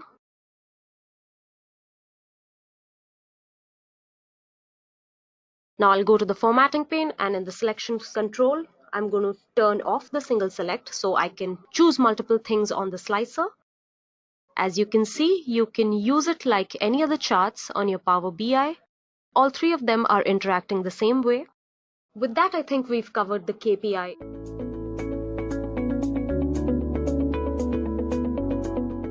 Now, there's always the ambiguity that you get, so let me clear it out. A dashboard in Power BI basically is a single page wherein you have all your visualizations with respect to a specific requirement present there. Now, this dashboard could be with respect to creating this dashboard to customize the story as per their choice and make a happy ending as such. Now, there is always the ambiguity as to how a dashboard is different from a report. So let's talk about that next. Now, as I had mentioned earlier, a dashboard basically is just one page canvas here, which tells you the complete story that you want to know. However, a report can contain more than one single page. What happens here is a report is way more detailed, way more insighted, and way more specific with respect to the requirements. So let's say if you want to have a complete analysis, then you would go for a report rather than a dashboard.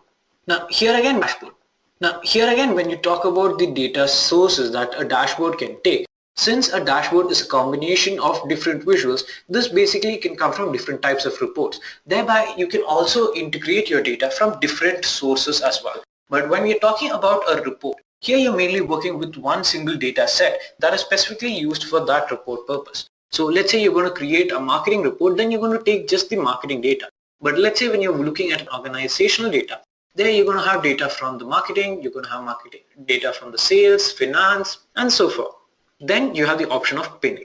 Now, what do I mean by pinning? Basically, it means that you're adding or copying a specified, you can slice it as per your requirements, you can join your data, you can separate them, you can group them. All this can be done on a report level. However, when it comes on a dashboard level, it basically cannot be done. So if you achieve this slicing or filtering on the report level, definitely it will be applicable on the dashboard. But however, it cannot be directly implemented on the dashboard. Then you have the option of alerts. That is when a certain condition is met, then you can get an alert from that. This could be on your mobile application, that is a Power BI mobile application, you can get a notification, or let's say this could come to you as an email. So this again can be set on the dashboard itself. So let's say you're comparing multiple parameters. Let's say at one given point your sales and profit values have changed. It has come down below a certain value. Then what happens is, as an organizational person, you need to take the responsible measures. So this can be very useful when you're monitoring your data on a real-time basis as well. And in cases when you're working with multiple dashboards, to differentiate with respect to different dashboards, you can set them as featured dashboards. Now, featured dashboards basically are those dashboards which are highlighted from the rest. However, in case of the report, it cannot be set as such. And then moving on from there, you can also use natural language querying. Now, what exactly is a natural language querying, we'll be looking at in the later part of the session. But to give you a simple idea or an understanding here, what it basically refers to is that you can directly feed your queries in English itself. You don't need to write them as a SQL statement or anything like that.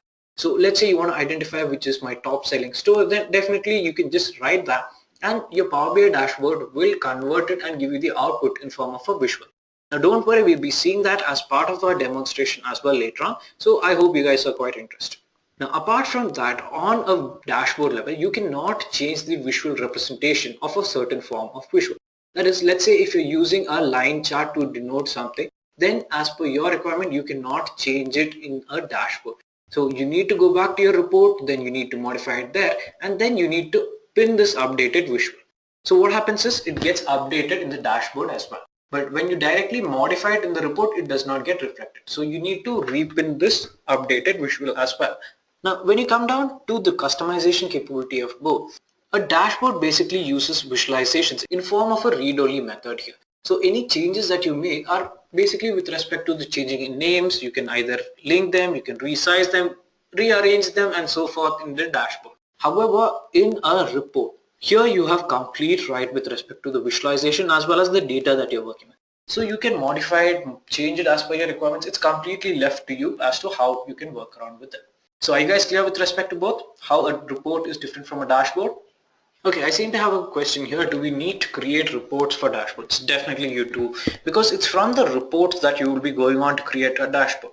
So to put it more simply, reports give you a complete idea, whereas a dashboard will give you a complete overview. So based on your requirements, you can use whichever meets your necessity. So moving forward, let's look at the data set that we'll be working with today. So we are going to work with a superstore data set of a United States organization, which was collected basically from 2011 to 2016. Okay, now I'll be showing you the data set as well, just a minute. So this is your complete data set. You have basically the date of order, you have shipping date, the ship mode, the customer ID, customer name, which segment it was from, postal code, city, state, country. Apart from that, you have region, market, the product ID, the category, subcategory, and so forth. Okay, so I hope you've got a general idea of what the data set looks like. Okay, that's great. So what we need to do is we need to mainly achieve 4 insights from these data. First, what we need to identify is the overall performance. That is, we need to identify the sales and profit of our complete superstore. Okay, apart from that, we'll also try to identify the performance in different regions, and we'll see which are profitable regions and which are non-profitable regions. Then what we'll do is we'll try to identify the performance of each state as a whole. Okay, now which state is going to show you the opportunity of growing, which is basically pulling your market down, and which is something that you can look forward to in investment or marketing as well. Okay, after that you have insight 3, where we'll be seeing the performance of different segments involved in the superstore and how do they contribute as well. Finally, what we'll be doing is we'll try to understand the revenue generated by each category of product. Now there are different categories of the product, so we'll see which category is hampering our growth and which is feeding our growth as well. Okay, are you guys clear? And here the first thing we need to do is that we need to import the data set. Now for that you have this option here called get data. So click on get data and you have the most common data types here. You have Excel, Power BI service, SQL server, analytical service. So for seeing the complete list, click on more. And here you have the complete list of different data sources that you can connect with respect to our Power BI desktop. Now we're going to work with an Excel file. So let me just click on Excel and it's going to ask me the location. So let me just go down, Global Superstore, and it's establishing a connection to the data set. Okay, so since my data set has multiple pages, it shows me the different pages as well. You have orders, you have people, and you have return. Once you are on a sheet, it extracts about 200 rows and gives you an overview with respect to what is present in your data set. Okay, this basically helps you verify what data set you're working with and is it a valid data set or not. So since we need only orders detail, let me just click on orders and then click on load. So now you can see successfully the data has been loaded because you can find the options of fields here. Okay, so this basically is with respect to the orders table. So let's say if you're working with multiple tables, each one of the tables as well as all the columns present in those tables would be highlighted here. Okay, so this is where we'll be working around with. Now to get a more insight with respect to your data, you can go to the data workspace, and here you have the complete preview of your data. So this is your complete data set present here, and you get to see whatever data is present, and if you wish to perform any operation on this, so let's say if you want to modify this data, then you can click on edit queries option here and you get the query editor. So this becomes the workspace where you can perform all your different operations on your actual data set. Now by default, Power BI does perform certain amount of operations on your data while it's loading itself. So these steps can be viewed here. Okay, so any operation that you don't want Power BI to do can be removed here. Or let's say if you are performing any operation, then that also can be removed from this option here.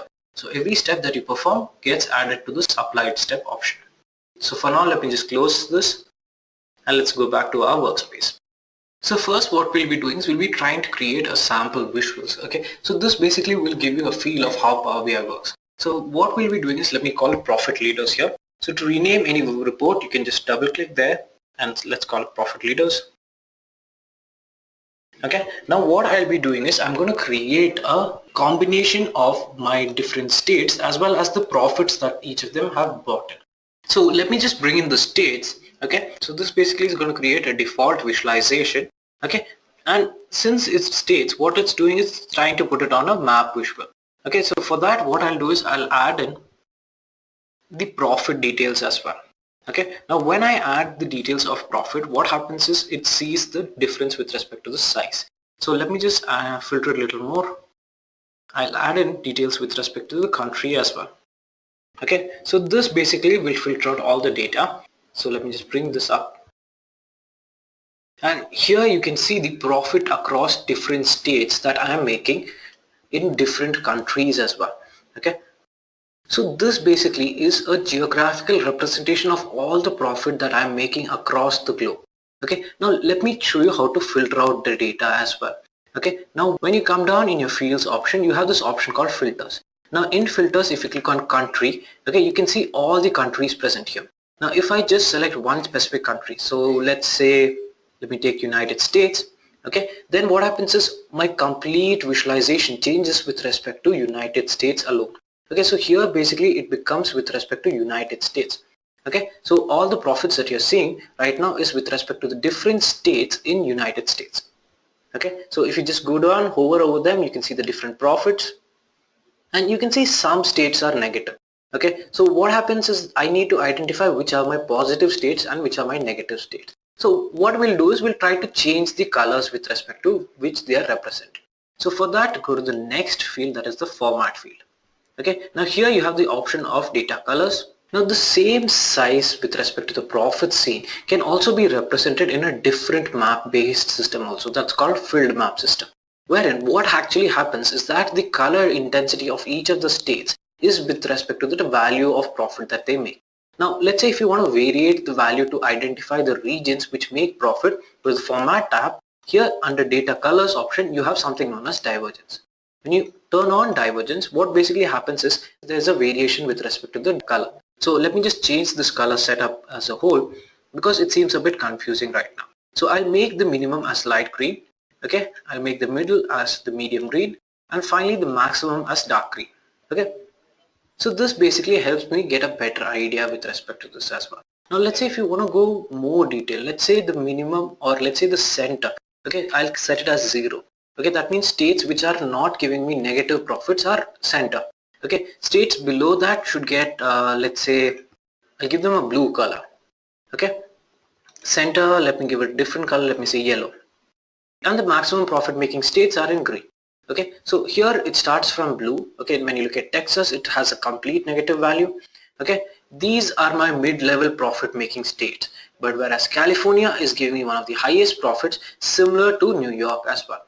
Okay, so you can see the variation with respect to the color and how we have modulated with respect to that. So I hope you guys have got a simple feel of how to create a visual with respect to Power BI. Okay, I have another question here. It's how do you know which visual to work with? Okay, so by default you get multiple kinds of visuals present in Power BI itself, and there are a lot of custom visuals as well. So it is completely left to you as a representative as to what form of visual that you want to represent it. Certain data that may be represented in a pie chart would be very helpful. But when I bring it back to a bar chart or a line chart, it may not give me a clear-cut picture. So it's finally in your hands to decide which kind of visuals to use. Are you clear?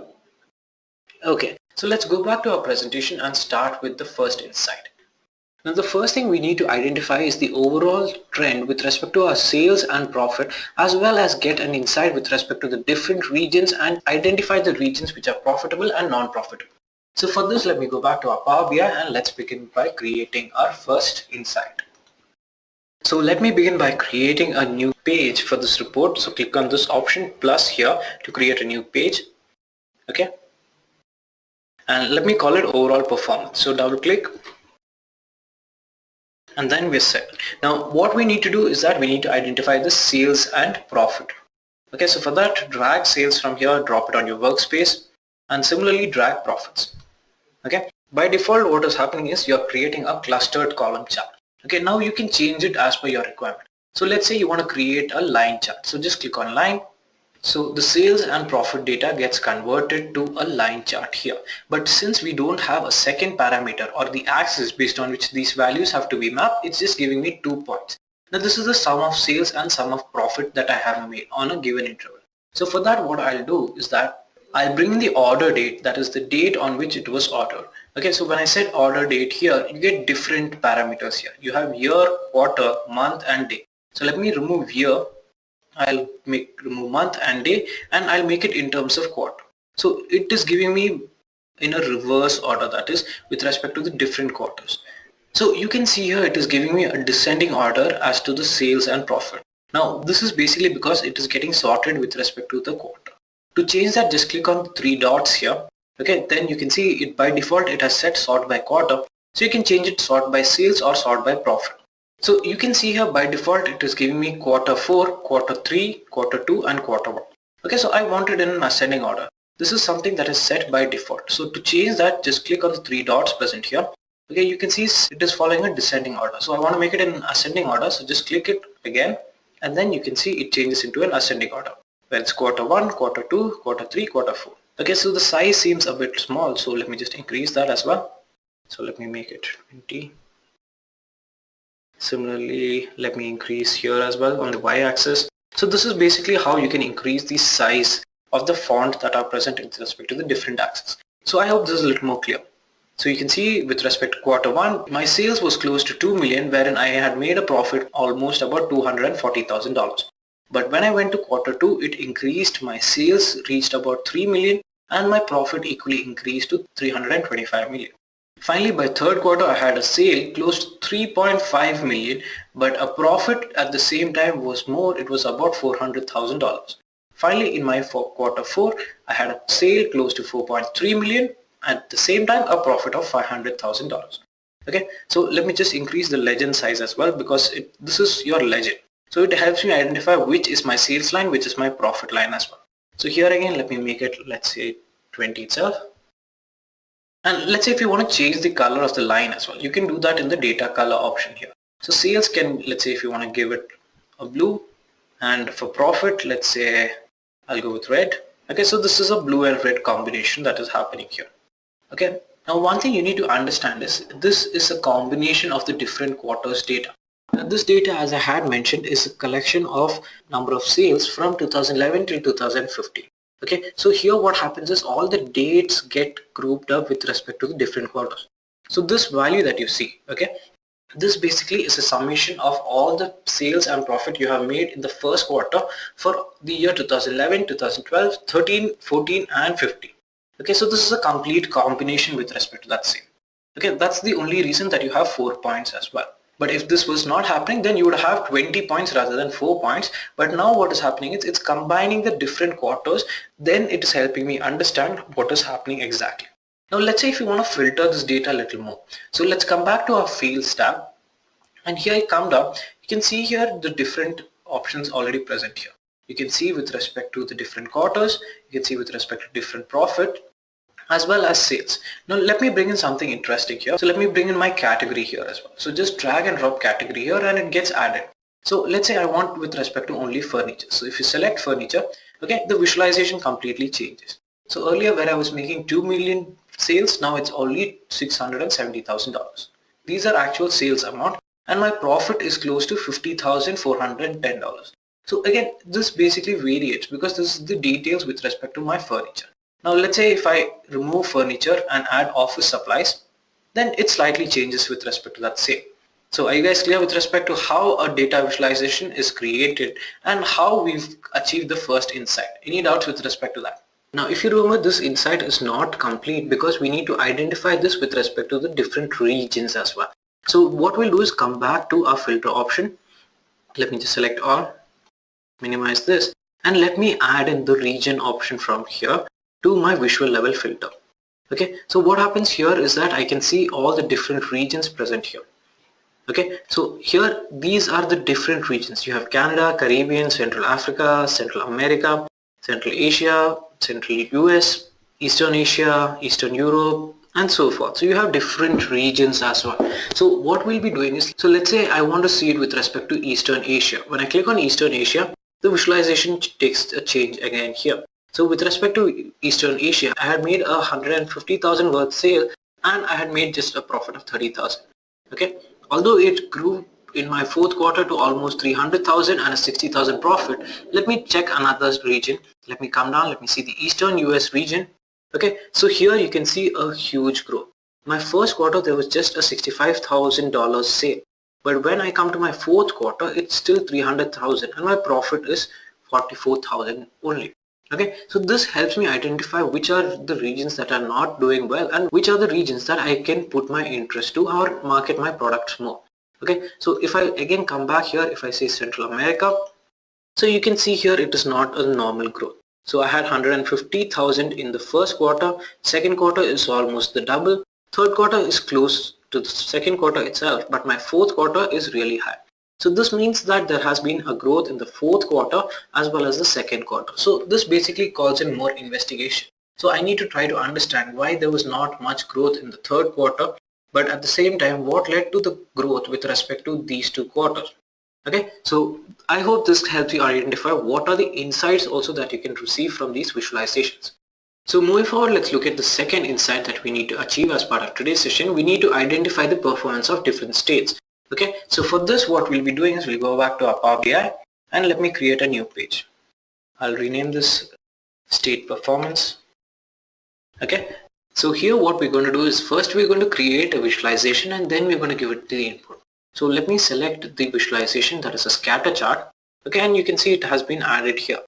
To this what I'll do is I'll take my sales from here, add it to my x-axis. I'll take my profit, add it to my y-axis, and then what I'll do is I'll add my state details here. So this basically becomes a scatter plot here. Okay, now what I'll do is let me come down, let me add a filter wherein my country is just United States. So this basically will give me a state-wise representation of the different profits I make in United States. Okay, so this is basically a scatter plot between my profit to my sales. Okay, so you can see here the highest profit to sale ratio is from California, wherein I have almost 460,000 worth sales and a profit of 80,000. At the same time, this is followed by New York. New York has almost close to $311,000 worth sales and it has a profit of 74,000. So it's almost close because these regions have a huge difference with respect to sale amount, but the profit is almost same in New York. Okay, but when you come down to this region, the next state that is following it is Washington. Now Washington, what is happening is that I have just 138,000 worth sale and my profit is 33,000. But when you see this line, right, this line is what you need to concentrate on. Let me first increase the size of the font here. So go back to our filter. Okay, yeah, this should be better.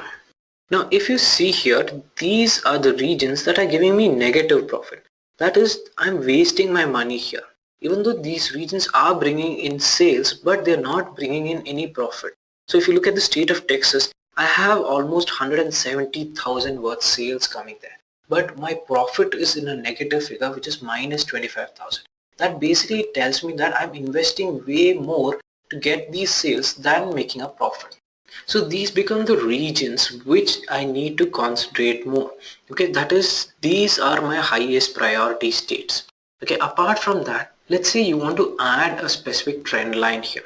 So for that you need to come to the analytics tab here. So trend line basically is a reference line that you can set, okay, based on your overall growth. So this is your standard sales to profit growth. So anything above this is definitely good for you, but anything below is not really good. Now let's say you don't want a trend line. Let me remove this. Let's come back.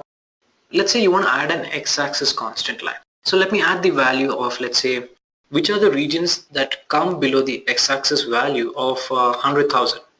Okay, so these are the regions that I need to improve my sales. Anything that is on the right side of this definitely is doing good in terms of sales, but same time let me add a y-axis constant line. So let me keep the value of the y constant about 22,000. Okay, this is basically a rough number.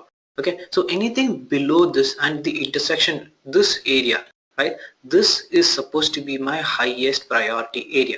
Anything below this definitely requires an attention. So if I divide them into different quadrants, let me just write it down here. Let me call this 1, let me call this 2, let me call this 3, and let me call this 4. Okay, yeah, I'm sorry with respect to how it looks odd, but I hope this gives you a general idea here. Okay, now here what happens is quadrant 1 does not need any attention because these are my high priority quadrants, and anything here is also bringing me good sales and good profit as well. Quadrant 2 can improve itself. It can slowly move to quadrant 1. So I need to concentrate more with respect to the sales. Okay, so it is bringing me profit, but again I need to increase my sales in this region. Quadrant 3 is the biggest mess here. Even though it is bringing me good amount of sales, but the profit is negative. This basically means that I'm throwing away my money in these regions as such. Quadrant 4 are the regions which are performing moderately okay, but in terms of numbers they are not really anywhere. They're neither crossing my threshold in number of sales, nor are they crossing my threshold in number of profits. So this is going to be my second region of interest. My first priority is going to be the regions in quadrant 3, and my second priority is going to be the regions in quadrant 2. Slowly, if I have time, I can try pushing the states in quadrant 2 to quadrant 1, and quadrant 1 is always above my benchmark. But this doesn't mean that you don't put any attention to this region. Okay, you can always come up with new ideas to increase them beyond. Okay, maybe some understanding as to why only these 3 regions are making this may help you grow with respect to all your quadrants as well. Okay, so these are just some of the various insights you can get from these visuals. So are you guys clear with respect to the insights that we have achieved here? Any doubts with respect to what I have discussed? Great. So the third insight, what we'll be doing is we'll try to identify a segment-wise performance. Okay, we'll see how each of the segments are doing in the different states. So let's go back to our Power BI desktop. Now let me create a new page here and let me bring in the categories here.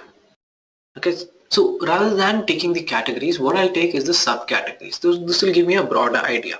So I'll bring in the subcategories, okay, and I'll add to it the number of sales. So this basically is going to be represented in a table form. But a table form is not really helpful for me. So what I'll do is I'll put it in a clustered bar chart. So when I do it in this way, it becomes a clustered bar chart, giving me the different sales made by each of the subcategory. Okay, now what I'll do is I'll variate it a little bit. Okay, now to this what I'll do is I'll just bring in the profits as well. Okay, so I'll add the profit into the color saturation option. Okay, so this you can see has variated. Now if you go back to your format option, you have data colors here. Okay, so here let's again enable divergence. Okay, so let me make it light green, let me make it mid green, and let me make it dark green. So you can see with respect to which are the categories that are giving you profit and which are giving you sales. So if you see, phones are the regions with respect to the maximum sales. However, copiers are the regions with respect to the maximum profit. Okay, so this also gives me a different insight with respect to how these regions are performing. Okay, so this again can be represented in a different way. You can also try this out with a pie chart, but this is my suggestion. So Here's a homework for you. Why don't you try representing the same chart in a different way, and it'll be interesting for you as well. So let me just rename this finally once more. I'll call it segment performance. Okay, and let's go back to our presentation and let's see the final insight that we need to get. Now this basically is to identify the revenue generated by each category of the product, okay, and identifying which category of product is hampering my growth. Let me create a new page. So I'll call it revenue generated. Okay, so who can tell me what are the different data that I need for this visualization? You can take a guess, guys. Okay, yes, so I need the category definitely. So let me put in category. I need my sales. I need my profit. And finally, let me also bring in the order date. But here what I'll do is in my order date, I'll just take year instead of months. This will help me understand how the different category of products have functioned throughout the year. So what I'll do is I'll just variate it a bit. Let me take a line chart graph. So here what happens is you can just see two things, that is with respect to furniture, office supplies and technologies, the sales to profit ratio. Okay, so let me just full screen this. Now here what happens is you have the option of going to the next level of hierarchy. So if you just click on this, what happens is it becomes sales and profit by year. Okay, so you have sales profit per year. So this is a sales per profit distribution. But when you go up, what happens is it's the profit made by each of the categories overall. Okay, now I'll just bring this down. So here what I'll do is I'll just remove the categories from here, and then it just becomes a sales to profit ratio. Okay, that is the sales and profit made in different years. Here what you can do is that you can actually filter it. So to my visual level filter, what I'll do is I'll bring in the categories. So this basically will help me identify the sales and profit made in each of the year. So let's say for furniture alone, this is the sales to profit ratio made in each year. So 2012, 2013, 14 and 15. Okay, similarly with respect to office supplies, you get a number. Let's say furniture and office supplies. So this is a different number and you can work around with respect to that. So this will give you an insight with respect to all the three categories. At the same time, you can also compare multiple categories together. Okay, so this, rather than applying it directly to the visual, can be added as a filter to your visual. Okay, so with this, we've achieved the four major insights that we're trying to achieve at the beginning of the session, and we've created multiple reports for this. Now it's time that we go on to create our dashboard. Before that, what you need to do is that you need to save this file. So let me save it.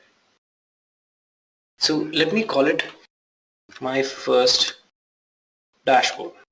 Okay, so here when I save it, it's going to be saved in form of a .pbix file, which is a supported file from Powerbi. Now that I have saved it, it's time that I publish it to my second Powerbi interface, that is Powerbi Search. That is going to be the interface where we will be creating our dashboard. So for that, what you need to do is that you need to publish. So this is one of the major reasons that I had mentioned that you need to sign up for Powerbi. Okay, because this is going to go to Powerbi service, which is an online browser based interface, and that's where we're going to create our dashboard. Once you click on publish, so you can see it's publishing to my Powerbi service. Okay, so here itself you get the notification that it has successfully published it to my Powerbi, and click on open Powerbi dashboard. Okay, so you can see here the browser is opening this report. So you can see here it has been opened as different pages for a report. Now let's say if you want to edit this report, you can do that on Powerbi service as well. So just click on edit reports and you have almost the same features present here as you had in Powerbi desktop. But again, what I need you to understand is you cannot manipulate the data that is associated to this report. To do that, you need to work it on your Powerbi desktop, not on Powerbi service. Okay, so here let's say let me remove this. So this is profit region with respect to all. This was the sample representation that we had created first. So this also has a next level of hierarchy if you see. Okay, so what is happening here is that it is considering the whole profit of United States rather than individual states. So if you go to an upper view, it basically becomes this. So that in turn would be helpful when you're working with different countries. Okay, so we had set a filter here that the country is just United States. Okay, now if I remove this okay, then it sort of becomes a mess. So if I do that, it happens to be a global level representation. Okay, so that time it becomes slightly hard for you to identify which. So that time what happens is you need to see the bigger picture here. So you can drill down to your visual report, and then what happens is it becomes a representation in terms of a global scale. So earlier what was being represented as individual states now becomes with respect to different countries. So now it's time that we begin by creating our first dashboard. Okay, so you have the option here of reports dashboard. So you have the option of workspace. So you can work with multiple workspaces. Okay, so by default you'll be working in my workspace, and under that you have first report that I had created earlier and the present report that you were working with, that is my first dashboard. So you can also load an Excel workbook here in case if you want to use a workbook for different visualizations. And apart from that, you have the data sets associated to the different reports also present here. Okay, now let me show you how to create a dashboard. Now creating a dashboard is quite easy. All you need to do is just click on the pin visual option. Okay, and it'll ask you whether you need to pin to an existing dashboard or create a new dashboard. Now since there are no existing dashboards, I'm going to create a new dashboard. I'll call it my first dashboard and I'll pin to it. Okay, similarly I'll take my state performance. Okay, I'll pin it to my dashboard. Segment performance also goes to my first dashboard. So you can see here by default it is showing me there's a dashboard present. So when you work with multiple dashboards, you can select it accordingly. Go to pin. Let me take revenue generated also. I'll pin it there. Okay, so with this we've pinned all the visuals that we have created to our dashboard. So let me show you how the dashboard would look like. So here you can see now there's an entry for my first dashboard. If you click on that, you have all the 4 visuals that you had created as part of your dashboard. So this is what a dashboard would look like in a web view. But let's say if you want to see it in terms of a phone view, that is if in an app, how it would look like. So just do the same, you can change it here. So this is how it would look on the phone application. So this would again vary with respect to how it is set on your phone. The screen size and everything would magnify the image, but don't worry. Okay, let's go back to the web view. Now here, let's say if you want to set it as feature. So then you have the option of set as feature. So if you say set as feature, this becomes your feature dashboard as such. Okay, then you have the option of favoriting the dashboard. So when you're working with multiple dashboards, then it becomes easy for you to manage with it. Then you have the option of sharing your dashboard. Now to do that, you need to upgrade your account to Power BI Pro, which basically would cost you only $10 a month. Okay, they do have a 30 days trial period as well, but since I've completed mine, I presently is being disabled. So once you do that, you can always share this report to anyone that you want. Okay, now let's say if you want to reorder this as well, it's quite simple. It's just a drag and drop operation. So let me show you one of the most unique feature that Power BI dashboard allows you to. This basically is your Power BI Q&A. So let's say if you want to have any idea with respect to your data. Let me ask which state has highest sales. So this tells me which state is bringing me the highest sales. So it's coming from England. Okay, and accordingly it has given me a visual with respect to all the states. That is, it's giving me the maximum first and correspondingly it is following a descending order. Okay, so let's say which state has the highest profit. Let's see with respect to profit. So let's say profit. Okay, now again you can see it is changing here. So it's England again here, but the values have changed. Okay, so if I say profit and sales, so now it has completely changed. It's giving me a scatter plot. Okay, but this is slightly different from the scatter plot that we have created. This is on a global scale. And this basically is an insight that is being achieved through Power BI's Q&A feature. So for any dashboard that you create, you can use Power BI's Q&A feature, wherein you can simply just put across your queries and Power BI will create a data visual and give you a complete insight.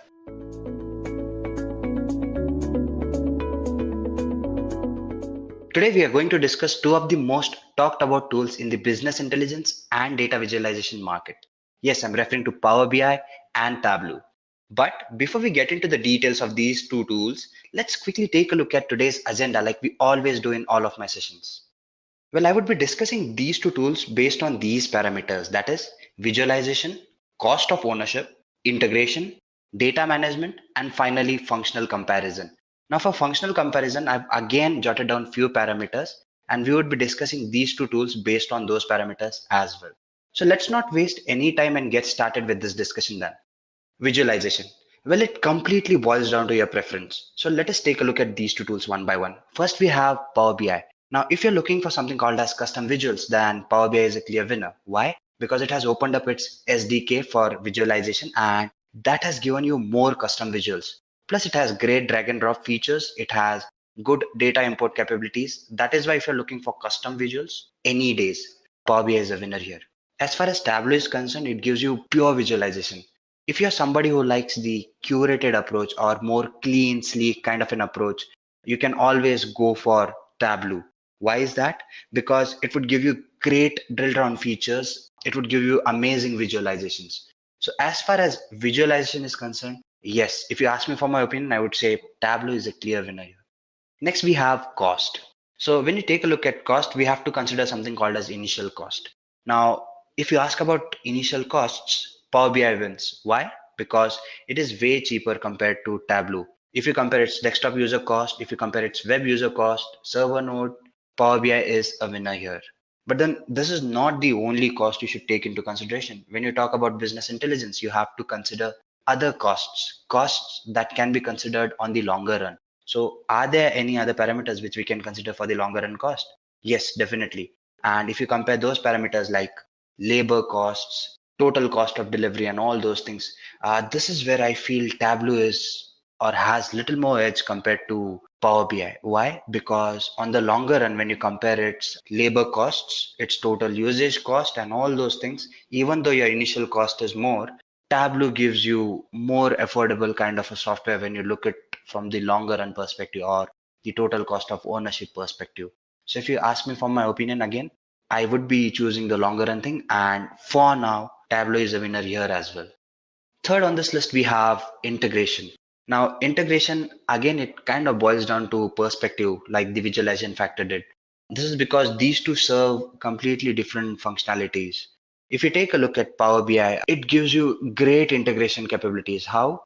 It acts more like a Swiss Army knife. That is, it readily integrates with various other tools. Now, it's a Microsoft product, and there are various other Microsoft products in the market that various businesses use. And since Power BI lets you integrate with these two tools, it kind of has an edge over Tableau because it can integrate with various tools like you have reporting services, Excel, SharePoint, and all those things. So all in all, when you talk about integration capabilities, yes, Power BI gives you a lot more options. Tableau, on the other hand, it takes in more of a scalpel kind of an approach or a surgeon-like approach where if you're dealing with a particular defined kind of a problem or you need more curated kind of an approach, then you should go for Tableau, which gives you sleek and clean visualizations. But if your main aim is integration, yes, Tableau is a great tool, but Power BI has to win here. So if you ask me for my vote, yes, it would go for Power BI, definitely. Next, we have something called as data management. Now, when you talk about data management, you have to talk about data shaping, data modeling, data analytics, and all those things. Let's take a look at those one by one. Data shaping, Power BI, great. Tableau, it's good, but Power BI, it's great. Why? It has something called as query editor that uses M language and basically it lets you do so many things with ease. And you do not have to worry about switching into Excel every now and then because your Power BI kind of takes care of it there and there. So yes, it does help you. And if you ask about Tableau, even the people who use Tableau would complain saying that there's too much to and fro between Excel and Tableau. If there was a solution for it, it would have been much better. So when you talk about data shaping, Power BI wins. Data modeling, again, Power BI has to win you. Why? DAX, Power Pivot, and that SQL framework basically which it has definitely gives it an edge when you talk about data modeling. Analytics, again, Power BI. Why? Because Power BI is very fast. Yes, it does not have as clean and curated approach as Tableau, but overall data management, if you ask for my vote, any day Power BI. Next on this list, we have something called as functional parameters. So what are those parameters? Well, these are few of the parameters which I have gone ahead and jotted down. We have the year of establishment. Now, Tableau had a great head start here because it started 10 years prior to Power BI, but Power BI is kind of catching up. But if you talk about overall organizational approach for a data visualization tool, Tableau has more experience compared to Power BI, but Power BI is definitely catching up. Applications, now, as I've already mentioned, custom visualizations or more open source approach is what you're looking for. Power BI is your thing. More curated and clean approach, Tableau. So if you need something like custom visuals, dashboards, you can go for Power BI. Ad hoc analysis and longer run operations related to data visualization, Tableau. Users, well, as far as my personal experience is concerned, Tableau is little difficult to learn when you compare it with Power BI. Power BI is much easier to learn, and it is for the wider applications given the integration capabilities it has. But that is a personal opinion. I don't want you to jump into that because people who have used more Tableau might find Tableau easier to use. So that kind of boils down to your preference, really. If you ask me, I like Power BI more when you talk about ease of use. I have had varying opinions for people as well. So you are the best judge and you are the one to decide on those things. Support, Tableau wins here clearly. It has better support compared to Power BI. Scalability, good. Power BI is good, but Tableau is great. If you talk about applications on the longer run, better scaling, Tableau has to win here. Infrastructure, again, both take a completely different approach. Your Power BI gives you SaaS kind of an approach, which is software as a service, whereas Tableau gives you more flexible kind of an approach where you're free to like, or not free, but more flexible kind of an approach basically. So these are the parameters I felt that we should have discussed. There are quite a few other parameters where these two tools can be compared. And as I've already mentioned that these two tools are very neck and neck or very close to each other. These are two of the most talked about tools or the hottest tools when you talk about business intelligence. And it would be unfair to say this is a clear winner or that is a clear winner. It actually boils down to your preference. The best way for you to decide is to go ahead and use both of these two tools. Those are readily available to you and very easy to learn. So you can pick those and decide it on your own which tool is good for you or great for you. And that would also depend on the problem statements which you have or which you need to solve. As far as this video is concerned, I just wanted to give you a picture as in how do these two tools fare based on these parameters.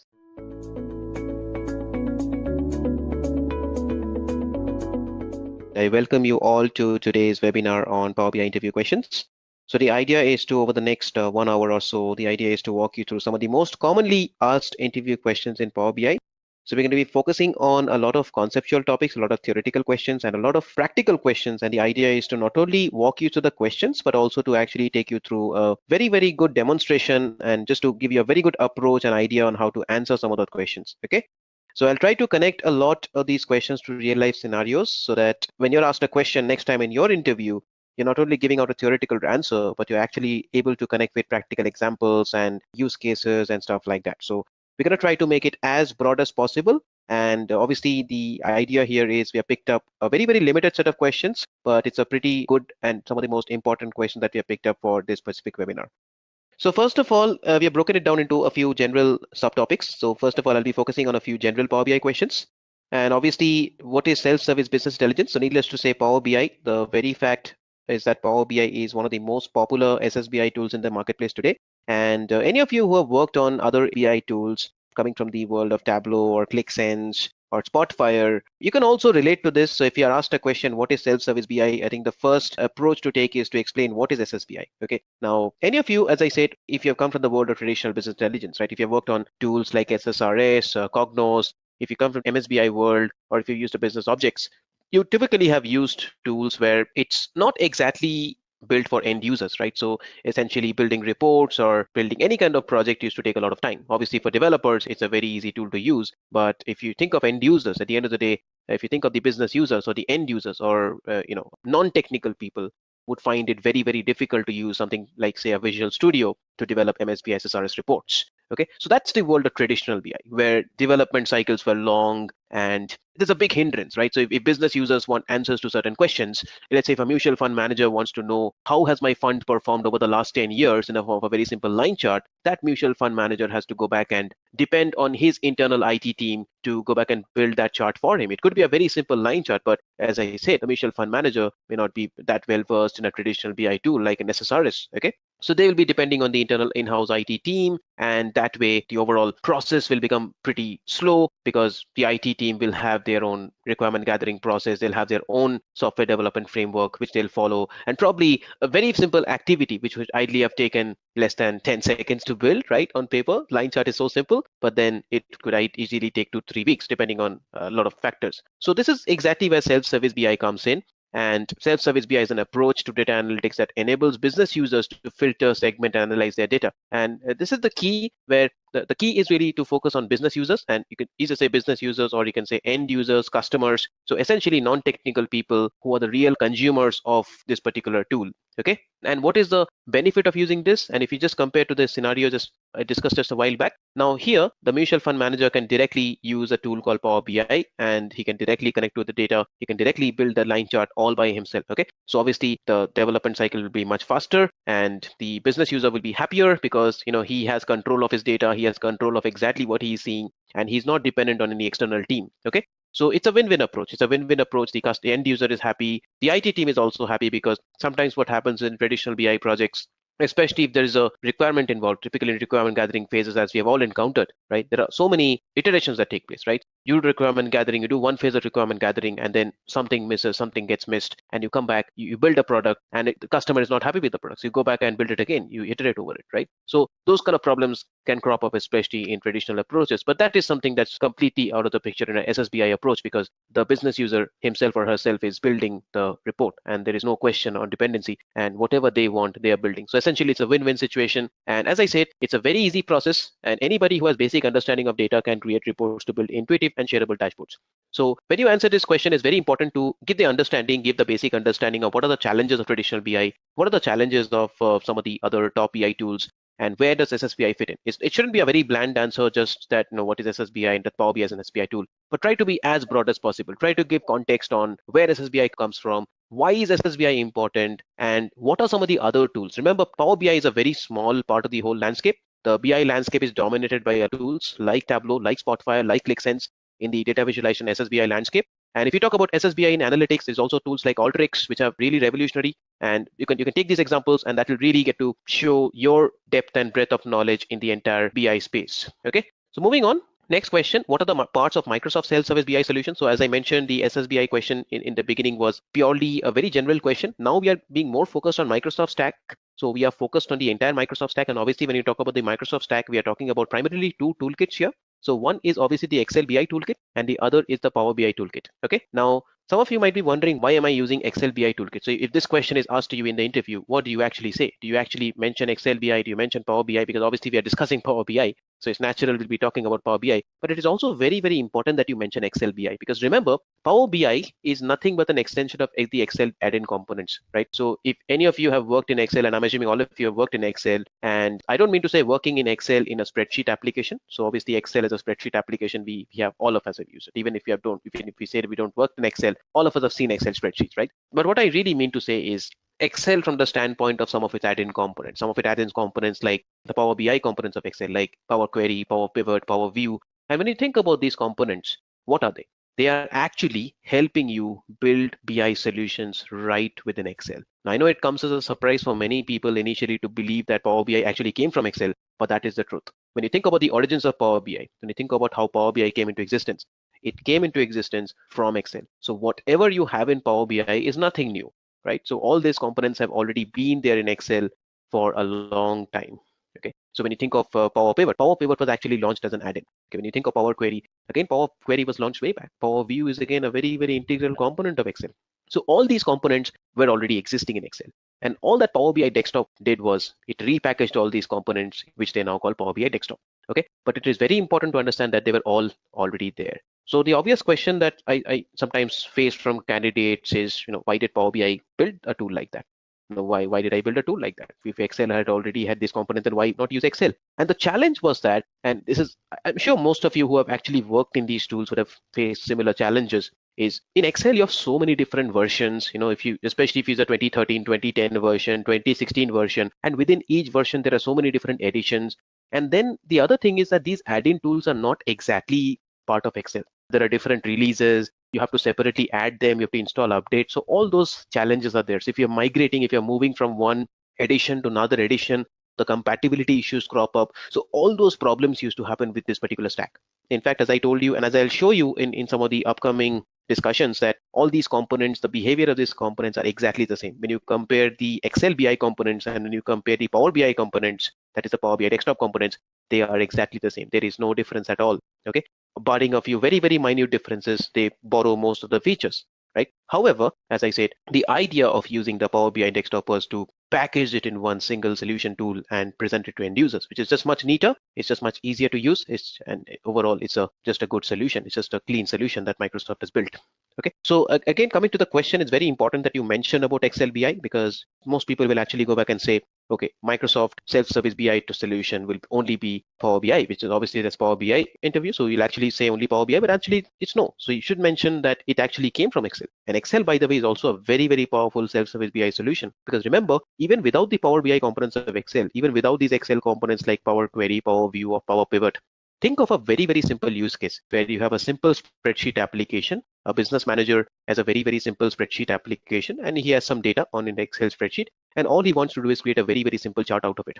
Can he not use the charts function in Excel? Answer is yes, right? All he will do is he will connect to his Excel data. He can simply create either a pivot table or he can create a pivot chart, and he can analyze that particular data right within Excel. And I'm not even talking about Power Query, Power Pivot, and Power View. I'm talking about simply creating pivot tables and pivot charts in Excel, which you can do without using any of these components, right?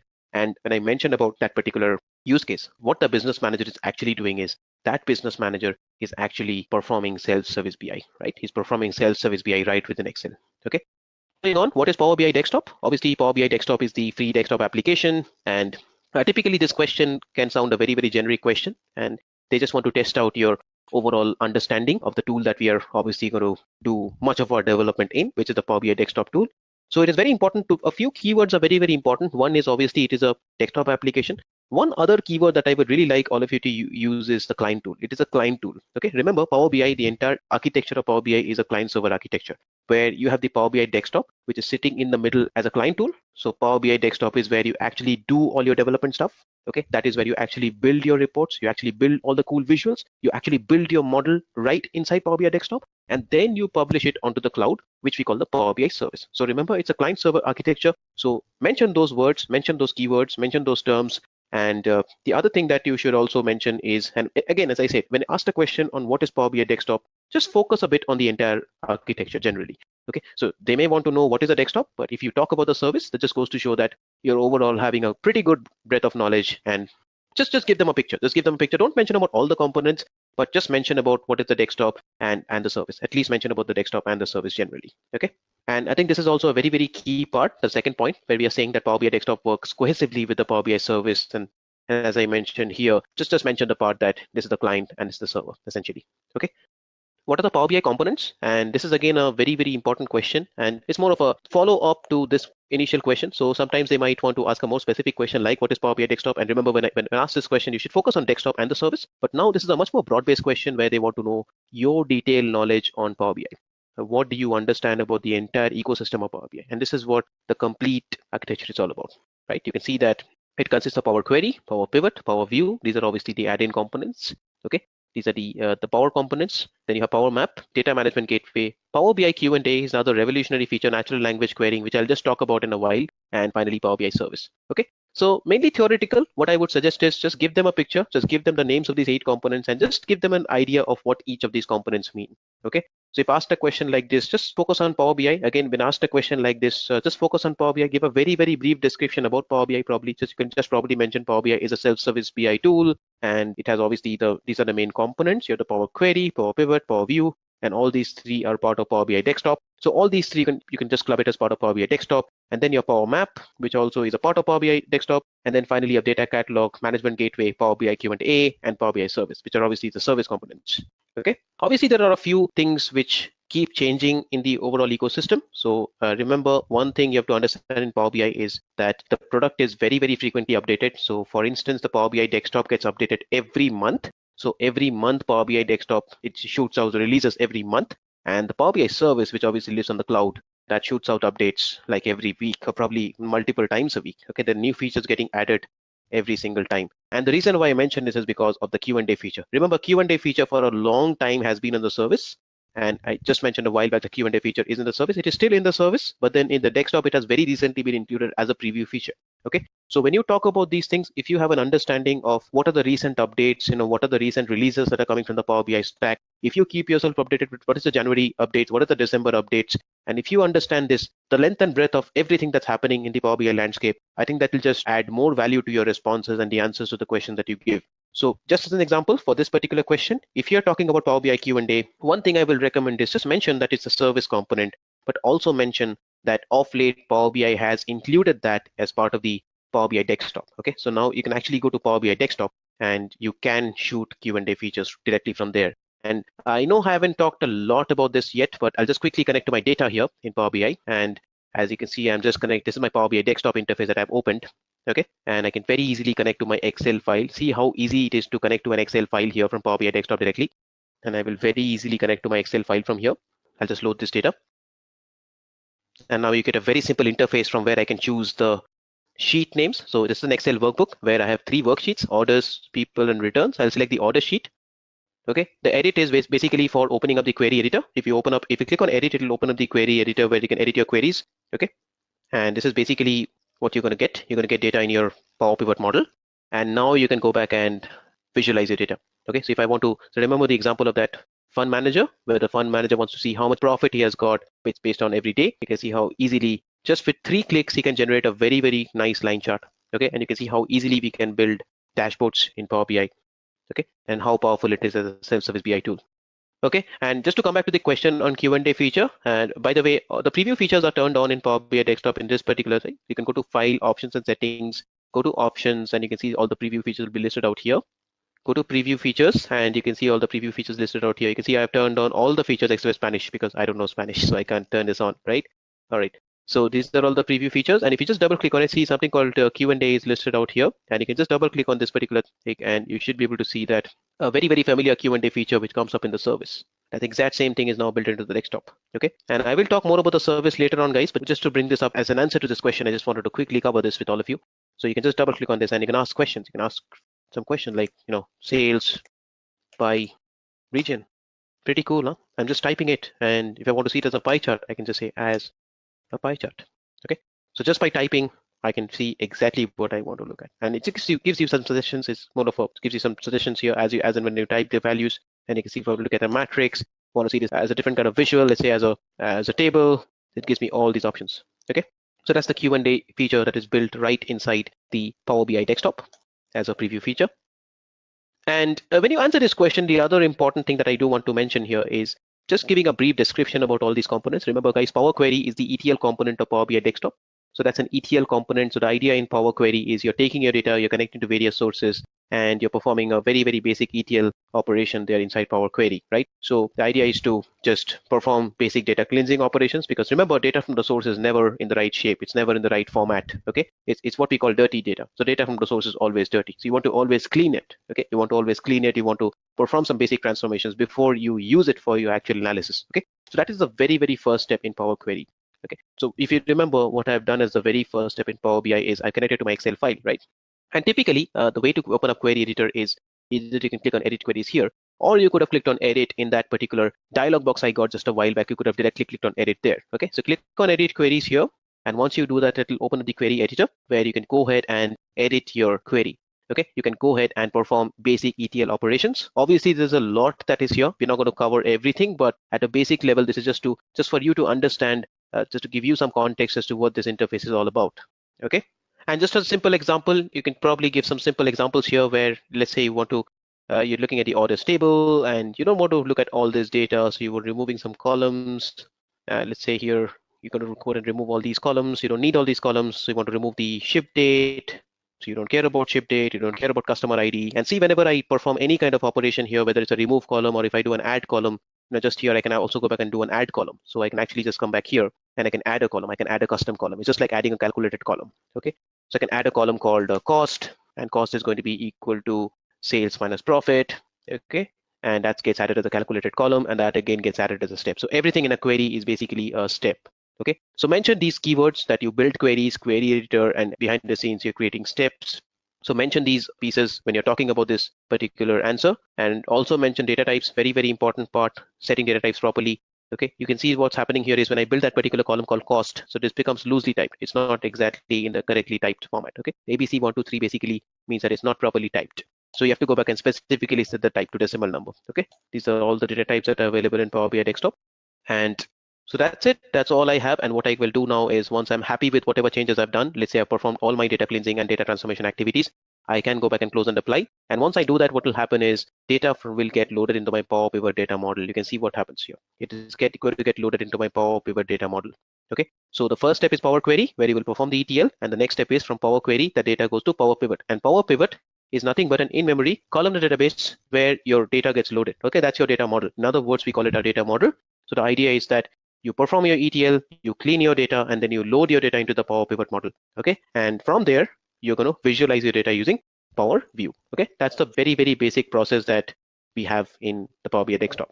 The same as we have in Excel. Okay, even if you use the Excel BI components, it'll pretty much be the same thing. And just to give you a brief glimpse of that, I'll not talk a lot about it. I've opened up my Excel. Remember, I have opened up my Excel, but I also have the add-in components loaded. So I'm using 2016 version of Excel, by the way. So it's very, very easy to do the same thing in Excel as well. So you can go to get data, you can go to file. You can see the interface is very similar to what you have in Power BI Desktop, which is why I actually drawn those parallels in the beginning of our discussion, where I said that both these components draw so much from each other. Okay, I'll connect with that same Excel file here. Click on import. It's connecting. I'll get the same interface where I can connect to that particular worksheet from that workbook. It is still establishing a connection.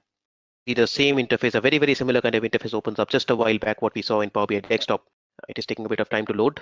And the idea is that the idea behind showing you this thing is just so that you're mentioning these things when you're asked this question, so that you get an idea that, okay, the same thing you can do in Excel as well, what you can do in Power BI Desktop. I'll just quickly go ahead and expand it.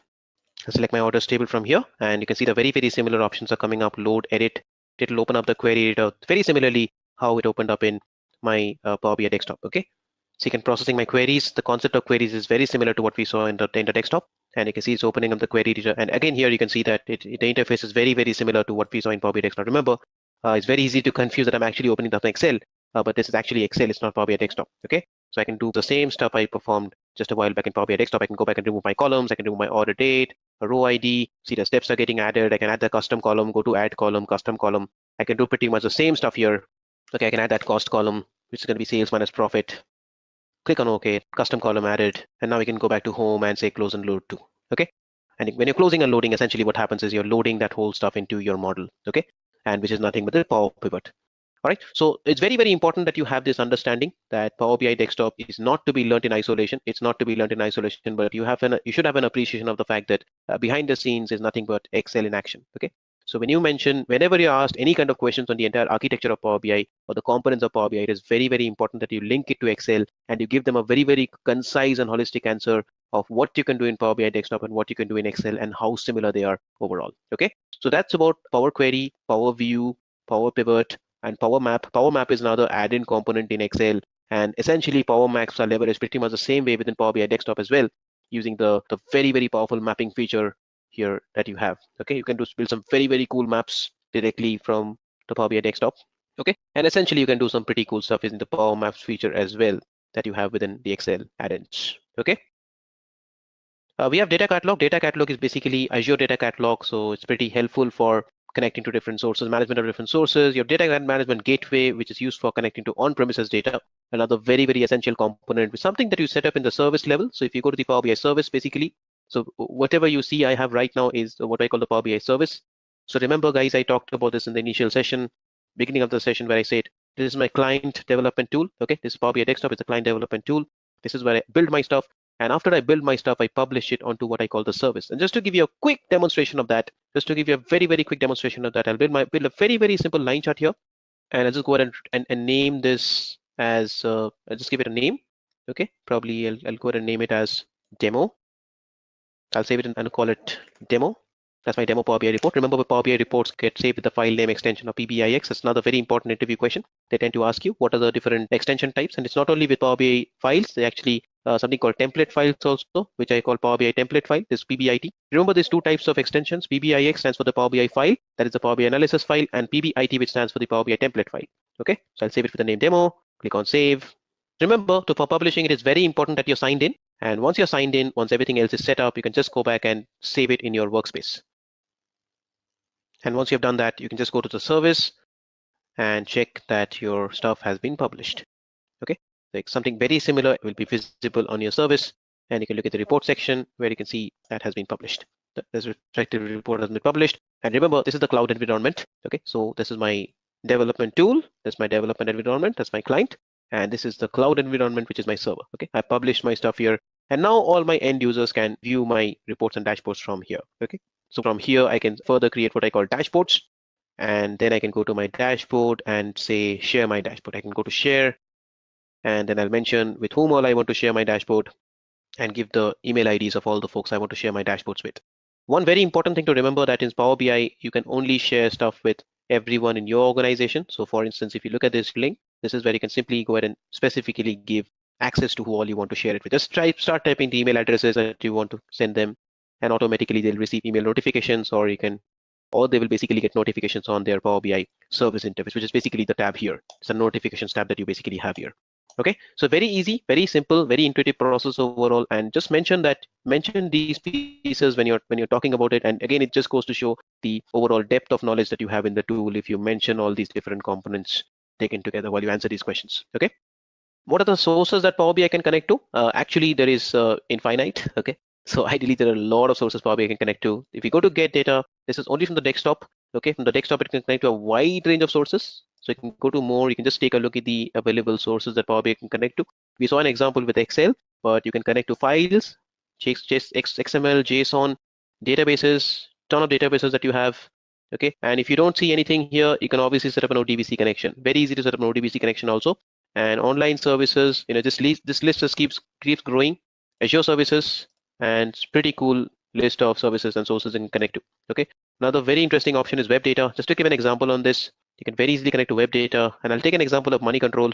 Okay, probably we can go online and I'll search for the website money control. Okay, and this is again to highlight to you how easy it is to connect to web data in Power BI. Okay, so typically it might involve writing a lot of scripts. If you just want to quickly connect to a website and take some tabular data from there, so you can skip all the scripting, all that stuff, and just connect to the data generally. Okay, so I'll go ahead and copy that link and paste it. Click on OK. And once you do that, it will try to establish a connection with money control. It does take a bit of time initially to set this up. And once it does, what it will do is it will go to the website and it will try to look at the website, and remember everything's underlying based on HTML. It will try to search for tables, anything which is structured as a table. It will try to search for that kind of data. And once it finds it, will present to you a list of all those available tables. Okay. So I'm going to go ahead and just type this in once again. So the idea is it does take some time depending on the connection that you have. So I think the site is not working that well right now. So what it's doing is establishing a live connection with that site at this moment. And it'll ideally typically present to you a list of all the tables, tabular structures that you have. And you can see it takes a bit of time to connect to the site. And as you can see, finally, my list has come up. The initial case, there was some issue with the connection, so we were not getting all the tables. And as you can see, very nicely, it will present to me all the tables. So it basically looks at the entire website and will scrape that entire website for any HTML structures that it finds. And you can see very nicely, I get this bonds here. And what is this bonds? If I have to quickly go back and show you in money control, I've actually closed that website here. If I just have to show you quickly what that bonds is. So there's a section in that website where I have something very similar to this. And you can see how easily I'm able to get a very nice tabular format out of all this. You can go to web view where you get that website kind of view, or you can directly select your data from here. You can just click on bonds and you can just go ahead and load this table directly into your website, into your Power BI desktop file. Okay. It is loading. It further takes some time because remember, it is taking the data straight from your website. So it does take a bit of time. Just my money control site is opened up here. And if you just go down, you can just take a look at this whole piece here. That's the bond section that got loaded. Okay. So very easy, nicely, you can see these are tabular structures, the indexes, global markets. Okay. You have a section on bonds, you have a section on currencies, and Power BI, when it looks at that web data, it is able to very easily scrape through that data. It's very easily able to select that data from here because at the underlying layer, these are all HTML tables. Okay, so mention some of those examples when you talk about this particular question of what it can connect to. It can connect to a wide variety of sources, and that is only in the desktop. If you talk about the service, you can go to get data into service. Okay, and you have a further lots of services you can connect to from here. So just as an example, you can choose content packs. You can obviously connect on to content packs, which are nothing but pre-built and pre-packaged dashboards, we like to call it. Okay. In other words, another name for content packs is what we call apps. So nowadays, apps are a replacement for content packs. You can think of it, and they are nothing but pre-packaged. It's like packaged dashboards, it's like packages. Okay. Where you have already built a dashboard, where you have already built in the reports, the data sets, the dashboards, the model, everything, and the end users just consuming it. As an example, what I really like to show you here is something with Bitcoin. Okay, so something with Bing Maps as an example. So let's look at Bing Maps. Let's see if I can find Bing Maps here. Yeah, I have Bing Maps here. So what I can do is I can just get it now. It is just like installing an app from Google Play Store, or just installing an app. Okay, and you can see what I'm trying to do is I'm trying to consume that app. Okay, it's like a pre-packaged stuff. All the data sets, everything is built in, and I have to enter a parameter. So Microsoft is asking me for a parameter. So I'll just type in Bitcoin just to see what is the search activity in Bitcoin. And just for those of you who don't know, Bing is a search engine by Microsoft. Okay, it's a search engine just like Google. Click on add, and you can see automatically that dashboard got added. I didn't create it, but that is something that got automatically created. Okay, and that's the reason why I say these are content packs, which are nothing but pre-packaged dashboards which are already built in. And now we can actually see that how people are searching, from where people are searching the most, and obviously US people are searching for Bitcoin the most. Okay, see some news mentioned here. Okay, and top languages. Interestingly, German and French are also pretty high.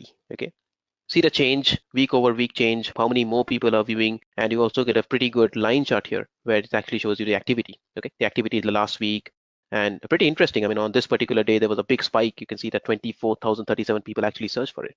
And slowly, gradually, people have lost interest. It seems like, okay, not many people are actually viewing it now. So anyways, the idea is to just highlight that there is something called content packs. And remember, there are two places where you can connect to data. One is from the desktop, and the other is from the service. Okay, from the service also, you get a very robust set of options to connect to data, where you not only can connect to files, databases, you can connect to files from here, OneDrive, local files, you connect to databases, Azure databases, and you can also connect onto services. And further, you can also connect onto your organizational content packs. If you're working for an organization, and you can also connect onto any organizational content packs that people in your organization have developed. Okay, so services are basically content packs from online services, typical online services like Bing, Salesforce, and all that. Okay, but then organization is only specific to your organization. So mention this piece as well when you talk about the sources you can connect to. What are the building blocks of Power BI? I believe this is something I've already talked quite a lot about, but when you ask this question, again, as I said, give a very, very broad-based view of the building blocks. And I think I'll really appreciate if you're answering this question as an interviewer. Definitely they'll appreciate it if you're giving them a holistic view of the entire architecture, right? So talk about Power Query, talk a little bit about Excel, talk about those main components which we call Power Query, Power Pivot, and Power View. Talk about those components, and then come to the building blocks. The building blocks obviously are the datasets, the visualizations, the dashboards, the tiles, which are some of the most fundamental things that you have in Power BI. Just to give you a brief context about what this stuff is. So when you build your stuff in Power BI desktop, obviously you're working with three main tabs primarily. That is obviously the query editor is where you did your ETL, you loaded your data into the model, and then you come to the data tab. Data tab is where you can actually view your model tables. Okay, so right now I have only two tables. One is the orders table and one is the bonds table. So you can actually view your tables over at the data tab. The relationships tab is again where you can quickly take a look at your underlying table relationships. And finally, the reports tab is where you can take a look at your reports, whatever reports you're building. Okay, and once you publish this stuff, then you come to the service. And the service, you basically have datasets, obviously the underlying model and data along with that, which you have exported out or published to the service. That's your datasets, the reports folder. And from the reports, you build dashboards, those dashboards folder. And also have a component called workbooks, which you can mention. And in dashboards, you further have what we call tiles. Okay, these are called tiles in a dashboard. Okay, as you can see, these are all tiles. Okay, so for instance, here I have created only a single line chart, right? If you look at this particular thing that I published, I created only a single line chart. Now I can opt to add one more visual to my report. So what I can do is I can look at my report here. And another beautiful thing about the service, and again, something that all of you can mention here, is the editing capabilities in the service that Power BI gives you. So you can edit a report straight within the service. So the amazing feature where you get a very, very desktop-like interface right within the service. Remember, however, when you mention this part, do mention that you can't build models and you can't do query editing within the service. You can only edit reports. Okay, so you can only edit reports and you can only work on the visualization layer within the service, right? And here I can opt to build a bar chart where I can look at sales in category wise. Let's say I want to stack this by segment, and I can do that. And you can see how automatically Power BI is able to fit these things into the respective components. And again, it just goes to show the SSBI capabilities, the self-service BI capabilities of Power BI. So if a novice user, if a business user is working on it, and they have absolutely no clue, what to put, where to put which component. They can simply click on the fields and Power BI will automatically put them in the respective sections. Okay, this again goes to show the self-service capabilities of Power BI. And I can create multiple pages, of course. Okay, I can create another page where I can build a simple tree map here, where I'm showing the category, subcategory, and I'm showing the profits now. And I can build a very simple tree map here. And if I want to saturate it with colors, I can further add some color saturations. Okay, I can further add some color saturation. Let's say I want to saturate this by sales. I can further saturate this by colors. Okay, and now I can go back and remember this, the report that I've edited. So I need to go back and save it. So I need to go back and save this report. And once I do that, it will be directly saved within the service itself. Okay, it will be saved in the service itself. Now, one of the questions that people might ask you at times is they might ask you that so now that I've edited the report in the service, can I go ahead and download the report? And answer is absolutely yes. And again, remember, it's a preview feature. Previously, this was not there. This feature got included after a lot of requests by users. It was a major roadblock generally in the development process, but it's a very, very useful option that you have here. And now that you have saved the report, you can actually go ahead and download a copy of the report in your local machine. Okay, very useful feature. You can download it here. You can also export this to PowerPoint preview. Another very useful feature that you have in the service. You can actually export it to a PowerPoint. Okay, so remember, it won't be as interactive. It won't be an interactive presentation, obviously, but you'll still get a pretty cool view of, an introductory page will be created and the visuals will be there. So it's a pretty decent kind of interface that you will get. Okay, so that's another feature that you actually get in the service. And once you have built that report, you can go back and obviously pin that to your existing dashboard. So my dashboard is going to be demo dashboard, which I built. And now in my existing dashboard of demo, if you remember, I now have two visuals. Okay, it says Power BI is ready to download. And now you can see these are the tiles that I have basically. Okay, so hope you all followed this particular discussion where I talked about what are the building blocks in Power BI. Obviously, you'll mention a bit about the components, and then you will talk a little bit about what are the primary building blocks, which are obviously datasets, visuals, reports, dashboards, and tiles. Okay, datasets, visuals. Using visuals, you create reports. Using reports, you create dashboards. And basically, using dashboards, essentially the tiles are part of the dashboards. Using reports, you basically create tiles, and using tiles, you create dashboards. Okay, what are the different types of filters in Power BI reports? Visual filters, page level filters, report level filters, and drill through filters. Now, the very, very important question. So typically, the way to answer this question is to go back and take scenarios. Now, what are the scenarios where you will implement each type of filter? So visual level filters obviously is present only at the visual level. So it is only, you can think of it like a report level filter. It's present only in a particular type of report, a particular type of chart. Okay, so when you come back here and come back to the desktop, and if you take a look at it, you will see that line chart that I built here. Go to the filters panel and you can see all the visual level filters are applied by default. Okay, and these are going to be by default all the fields that are already a part of the report. Okay, so these are, so if you place another chart here, if you place a bar chart here, for instance, so whatever you do in that line chart will not affect that bar chart. Okay, so if I take a bar chart here and I say region wise sales, and now if I go ahead and filter that region, so remember, if I click on the region filter here, I will have a region filter here for the bar chart. And if I go ahead and change that region filter to central, it will not affect the line chart because, as I said, it's a visual level filter. So visual level filters are, in short, they are specific only to the visual. Then I have page level filters. I can go back and drag and drop that region now in the page level filters. And now if I go back and change central, if I filter into central, both will be affected. Okay, make it east, both will be affected. Okay, so that's why we call it a page level filter. All the reports within the same page will be filtered. Okay, then I can have something, but remember, if I have a report on a different page, it will not be filtered. So in a different page, if I go back and place region and sales, see how it will not be filtered. Okay, so although I'm filtering by central and east here, in the page 2, I'm not filtering by central and east because that's a page level filter. Okay, finally, if you want to implement that, you can implement something called a report level filter. Okay, I can remove the page level filter and then I can take the region in the report level filter, which means that all the pages in that report will basically have that filter. And here I can go back and include central and west and see in the first page, obviously it will be filtered, but because the report level filter, if you go to the second page also, you will see that in this particular section, it will be highlighted. Okay, it will also be filtered here, and report level filter will appear in this page also. If I click the third page, it will be here. Fourth page, it will be here. So that is what we call a report level filter. Okay, and finally, we call it a drill through feature, which you can use the drill through filter to basically work on drill through reports. So what you can do is, let's say you have a scenario where you have categories. So instead of region, let's say if I have categories here, and I can build another use case in page 2. Let's say I have a scenario where I have subcategories. Okay, so here I'm having subcategories and categories, of course. Let's say I have categories, subcategories, and I'm looking at category and subcategory by sales. Okay, very simple report type I'm looking at. It's a detailed view I'm looking at. So I can configure a drill through filter So the idea is that if I right click on a particular category, I should be able to see subcategories of only that particular category. So in that particular case, I can go back and configure drill through filter. Okay. And again, you can mention where, let's say, the use case could be that if I want to click on a particular report, I want to navigate to another page, and I want to see subcategories in that particular page. Those are scenarios where you will basically go ahead and configure drill through reports. Well, one other thing that I must mention to all of you here is there'll be certain use cases, there'll be certain scenarios where people will, I did mention the clause drill through reports, remember? Okay, just to quickly mention but just to clarify how you configure it, remember one thing you must remember is the filter is something that you don't place here. Okay, the filter should always be placed in the page where you're configuring it. So if you're configuring this page, the category filter should be placed here. Okay, remember I'm filtering by category, right? What am I trying to do? I'll click on a category here, and based on that, I'll select a subcategory here. So the idea is that you're going to filter on the category in this particular page. So you should always place category in the drill through section in this particular page. And now when you go to page 1, and if you right click on that technology, you will see an option for drill through. Okay, you will see an option for drill through to page 2.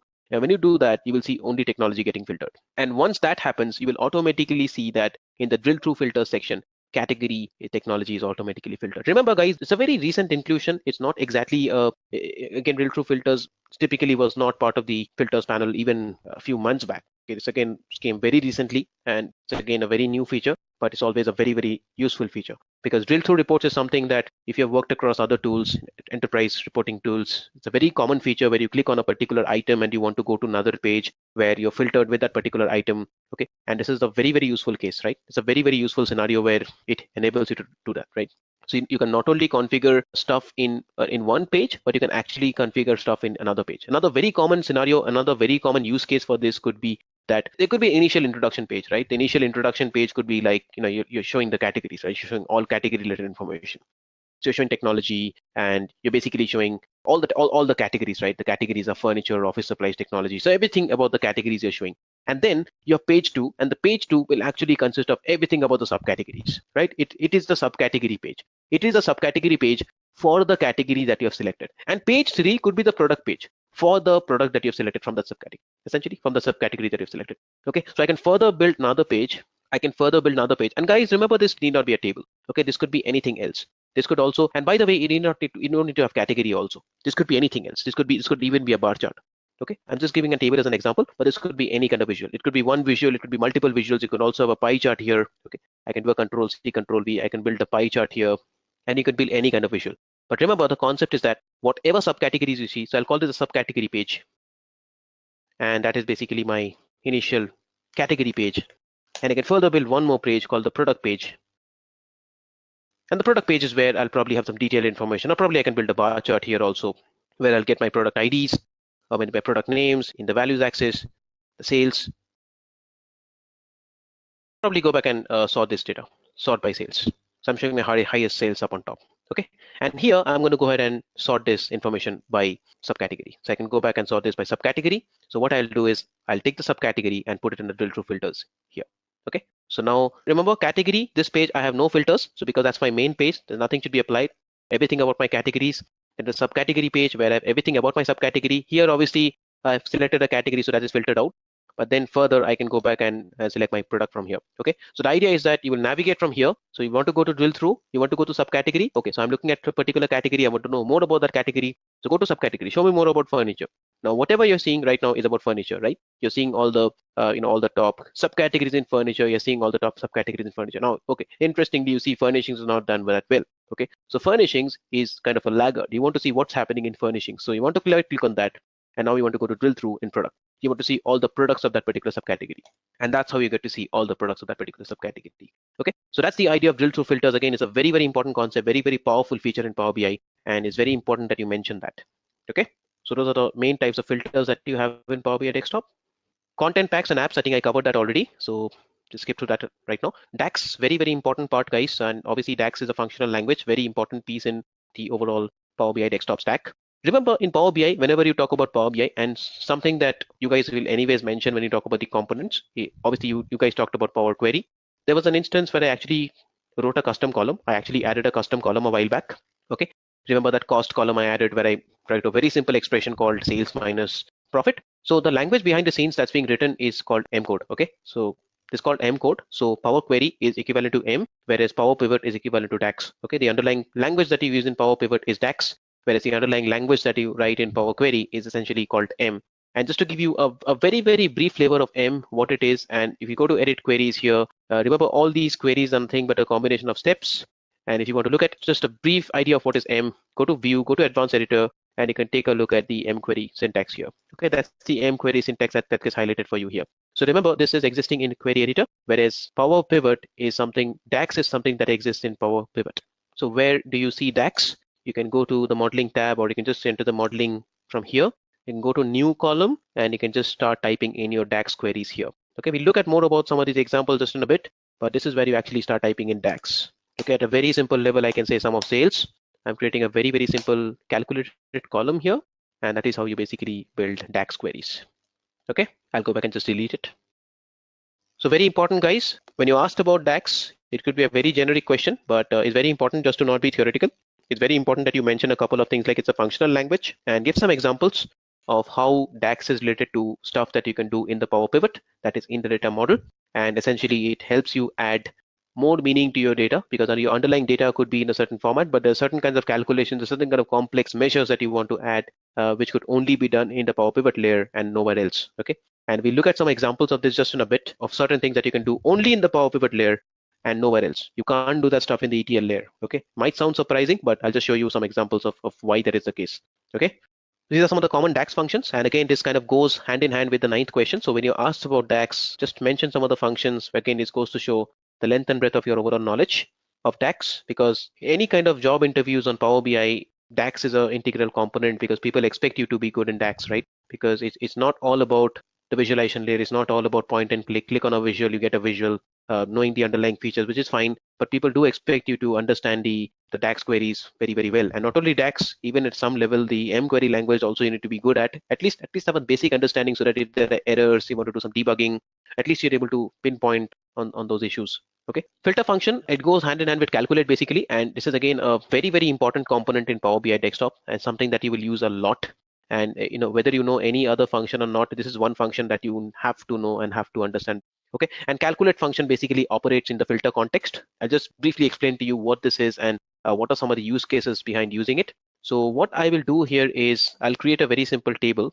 So what I have here is an example where, let's say I have year. Okay, so I have year information, I'll take order date, and I'll take sales information. Okay, so I'm seeing a bar chart. I'll convert this to a table, and right now what you're seeing is a very nice tabular information. Right now, what I want to know is a percentage. Okay, so let's say the scenario is that I need to know, okay, right now what I'm seeing is the total sales across the total absolute value of sales, right? But what if I want to quickly figure out the percentage of the total? So for instance, right now you're looking at quarter wise, or maybe another good example will be taking subcategory. Instead of taking order, let's take subcategory. Okay, so right now what you're seeing is sales across different subcategories. But what if you want to know what is the total percentage of paper sales compared to the total? So right now you're seeing absolute values. How do you convert it to a percentage? And the way to do that is using a calculate function. Okay, so you can't just divide this by total. So I mean, conceptually it's very easy, right? So you'll take this number, you will divide by this. So you will take 107,532, you will divide by this. Okay, just to expand it, go to the focus mode. Now I hope you can see the numbers correctly now. So 203,412.73 divided by 2297. So you're dividing each of the row values by the total at every step of the process, right? To calculate the percentage. Okay, and that is something you can do using the calculate function. You have to build a DAX calculated column here. Okay, there are some lot of cool ways of doing it, and again there are some pretty cool ways of doing it manually without creating DAX. So you can go to show value as, and you can actually say percent of grand total. So this is the easy way of building it. But remember, even when you're doing this behind the scenes, Power BI is implementing the DAX for you. Okay, there is also another revolutionary feature called measures. So again, there are some lot of new things that you have in Power BI. There's something called quick measures that you can also implement. But again, remember, whenever you're doing any of this stuff behind the scenes, you are implementing DAX. Okay, you have some new quick measures. If I go to new quick measures, I will see a ton of stuff that I can build in Power BI. Okay, you can just take a look at this now, and you can see a ton of stuff that you can do here. Okay, and again, there are a lot of these things tend to be added from time to time. New things tend to be released. You can see time intelligence calculations, totals, running totals, star rating. Really cool thing, star rating. It's an amazing feature. So you can actually give a star rating, highest value. Let's say my highest value is going to be something like 250,000. I'll probably say. Okay, that's my highest value. That's my lowest value. I can give the number of stars. and I can enter a new quick measure called star rating. Okay, and now you can see behind the scenes I've actually got DAX. So whatever you're seeing here right now is actually a pretty complicated version of DAX. Okay, so whenever you create quick measures or any of these default point and click options, behind the scenes Power BI is actually building that DAX for you. Okay, this is actually a pretty complicated bit of DAX that's written, and the final output is actually pretty neat. Okay, you can see that that's my star rating column I've created, and you can see that as a top value, 5 stars here, 4 stars here, 1 star here. It's pretty relative depending on the type of data, and the best part is that it is actually going to be dynamic. And what do I mean by dynamic? What I mean by dynamic is that this value will change depending on the underlying data. So essentially, if you take subcategory and if you further try to break it by region, that data will actually change. So now your stars will actually adjust based on the underlying granularity of your data. Okay, and now you can see nothing is now a 5 star. Everything's like 2 stars, 3 stars, because the maximum that you mentioned is no one's reaching that other than the total, obviously. Okay, so what I wanted to highlight again is that behind the scenes, although you can solve this particular problem in a very, very simple manner, but behind the scenes, Power BI will always write a DAX for you. So coming back to the underlying question once again, so I am looking at my individual sales values and I want to calculate the percentage of it. So if I want to write a DAX formula for this, the way to write it would be to go back and implement it manually using the calculated column option. And I'll quickly go ahead and open up my wizard and fire in a quick bit of DAX here. So how do I do that? I'll go to the modeling tab and I'll go to new column, click on new column, because that is actually going to be a new measure. That's going to be a new measure. And I'll just in one of the upcoming questions, I'll talk a little bit about what is a measure and what is a column. Okay, there's a very, very important difference, by the way, between the two. So here is going to be a measure I'll create, and the measure is going to be called, let's say, sales percentage. I'm going to call it sales percentage. Expression is the stuff I want to calculate, which is obviously going to be sum of sales. That is what I want to calculate. Sum of sales is the underlying expression. And then I have to give the filter context. Okay, you have to give the filter. Okay, evaluates an expression in a context modified by the filter. And this is the important part. So remember, when I am performing this operation, I should ideally not have any filters, right? Conceptually think about it. When I'm performing this operation, ideally I should not have any filters. And that's exactly what you're going to set here in this particular example. So you're going to set this up in such a way that you don't have any filters. Let me go ahead and quickly set this up now. So what I'm going to do is I'm going to go ahead and give all. So when I say all, I'm specifically telling Power BI that, hey, no matter what filter context is applied on that particular row, you're ignoring everything. Okay, and I'm going to take all of orders. Okay, I'm going to consider all of orders, and I'm just going to go ahead and close my parentheses here. Okay, I missed closing the brackets here. Let me go ahead and quickly edit the syntax. And whenever you make an incorrect syntax, what happens is it will give you this red squigglies, which will highlight that, okay, so the syntax is not right. As you can see, that's my DAX formula right now. And just to clarify once again, calculate, the way we are using calculate is we're calculating sum of sales as the first argument, and we're calculating sum of sales based on the filter context of all orders. Okay, that is where you'll mention the filter context. So you're saying that I will calculate the total sales irrespective of the filters applied. So I'm taking all of orders. So you're dividing individual rows by the total. That is the underlying meaning of this. Okay, and I can actually go ahead and multiply that with 100 just to add clarity on this whole formula. So because it's a percentage, so I'll just multiply that by 100 overall. And now I can go ahead and add that piece of code right into my table and see the results. Okay, as you can see, I was very easily able to achieve that using a very, very simple piece of DAX code involving calculate. Okay, so this is just one use case of how you use calculate. Very, very important DAX formula, calculate and filters, and something that gets asked all the time in interviews. Okay, and the best part about this is it's dynamic. So see how I've used subcategory here. If you want to use something else, let's say you want to use a region, you can do that as well. So I'll take a region, I'll remove the subcategory and see how that entire formula adjusts automatically depending on the kind of calculation you're using. Okay, the kind of grouping that you're doing. And you can see the region percentages are highlighted. Everything adds up to 100% and it comes up pretty nicely overall. Okay, if you don't like region, if you want to further split it by segment, you can go ahead and split it further by segment and see how again the entire calculation gets dynamically adjusted.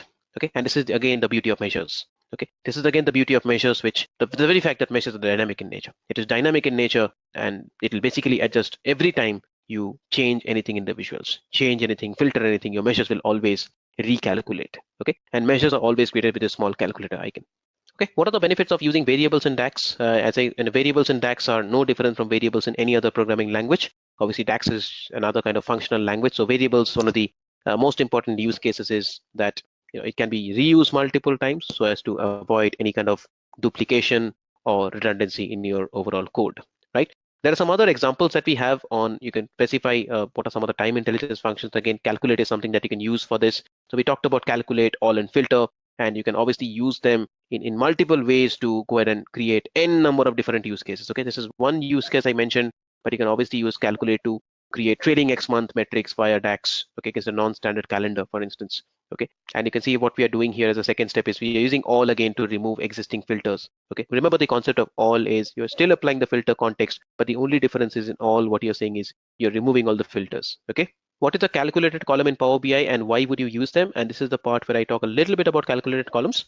And an example that I will show you guys here is related to that from here. So ideally the profit percentage should be created in my orders table, right? So I'll go to my orders table, just click on it once, and that should pretty much be enough to select that table, and click on new column. Now click on new column, and that means that now that particular column is now, so you can see that that's now a part of my orders table. Okay, it by default comes with the column name of column, but I can absolutely go ahead and change it to something like profit percentage. And profit percentage is going to be profit. And now as I start typing profit, you can see automatically profit will come up. Orders of profit, that's the basic syntax that is applied. So orders is my table name and profit is the column. So that is profit by cost. That's my percentage of profit percent, right? So profit by CP into 100. So that's my calculated column. Everything looks okay up to this point. And what I will also do is additionally, I'll also create a measure. Okay, additionally, I'll also create a measure. Conceptually, there is a lot of difference, but syntax wise, there is very little difference. So what I will do is I'll create something exactly similar. Only difference is this time I'll call it profit percentage measure. See, all I've done is I've copied pasted the entire formula. So that is the measure. And the only other thing that I have to do for measures is I have to aggregate it. So that is the only other additional syntax difference in measures, that I have to pre-aggregate my fields in measures. Okay, because without aggregations, measures have no meaning inherently. So that is what I'm going to do. Oh, sorry, one small thing I have to change. So 100 is basically going to come outside the sum. That's my measure. So what I have is a profit percentage calculated column and the profit percentage measure. You can see that the difference in icons. Now conceptually, what is the difference?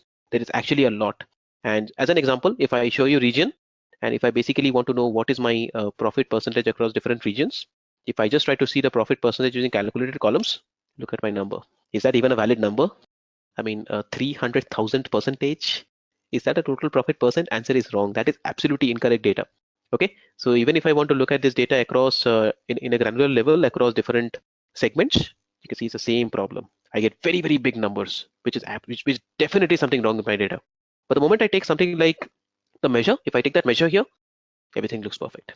Okay, things look perfect now. Okay, the measure is giving me the right result, whereas this is giving me the wrong result. And why is that so?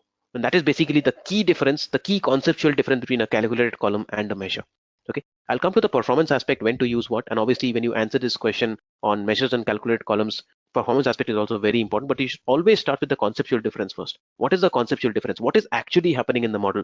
And what is actually happening in the model is, when you look at the calculated column, all that it is doing is, it is basically summing this up. It is actually aggregating all the data that is already there in my model.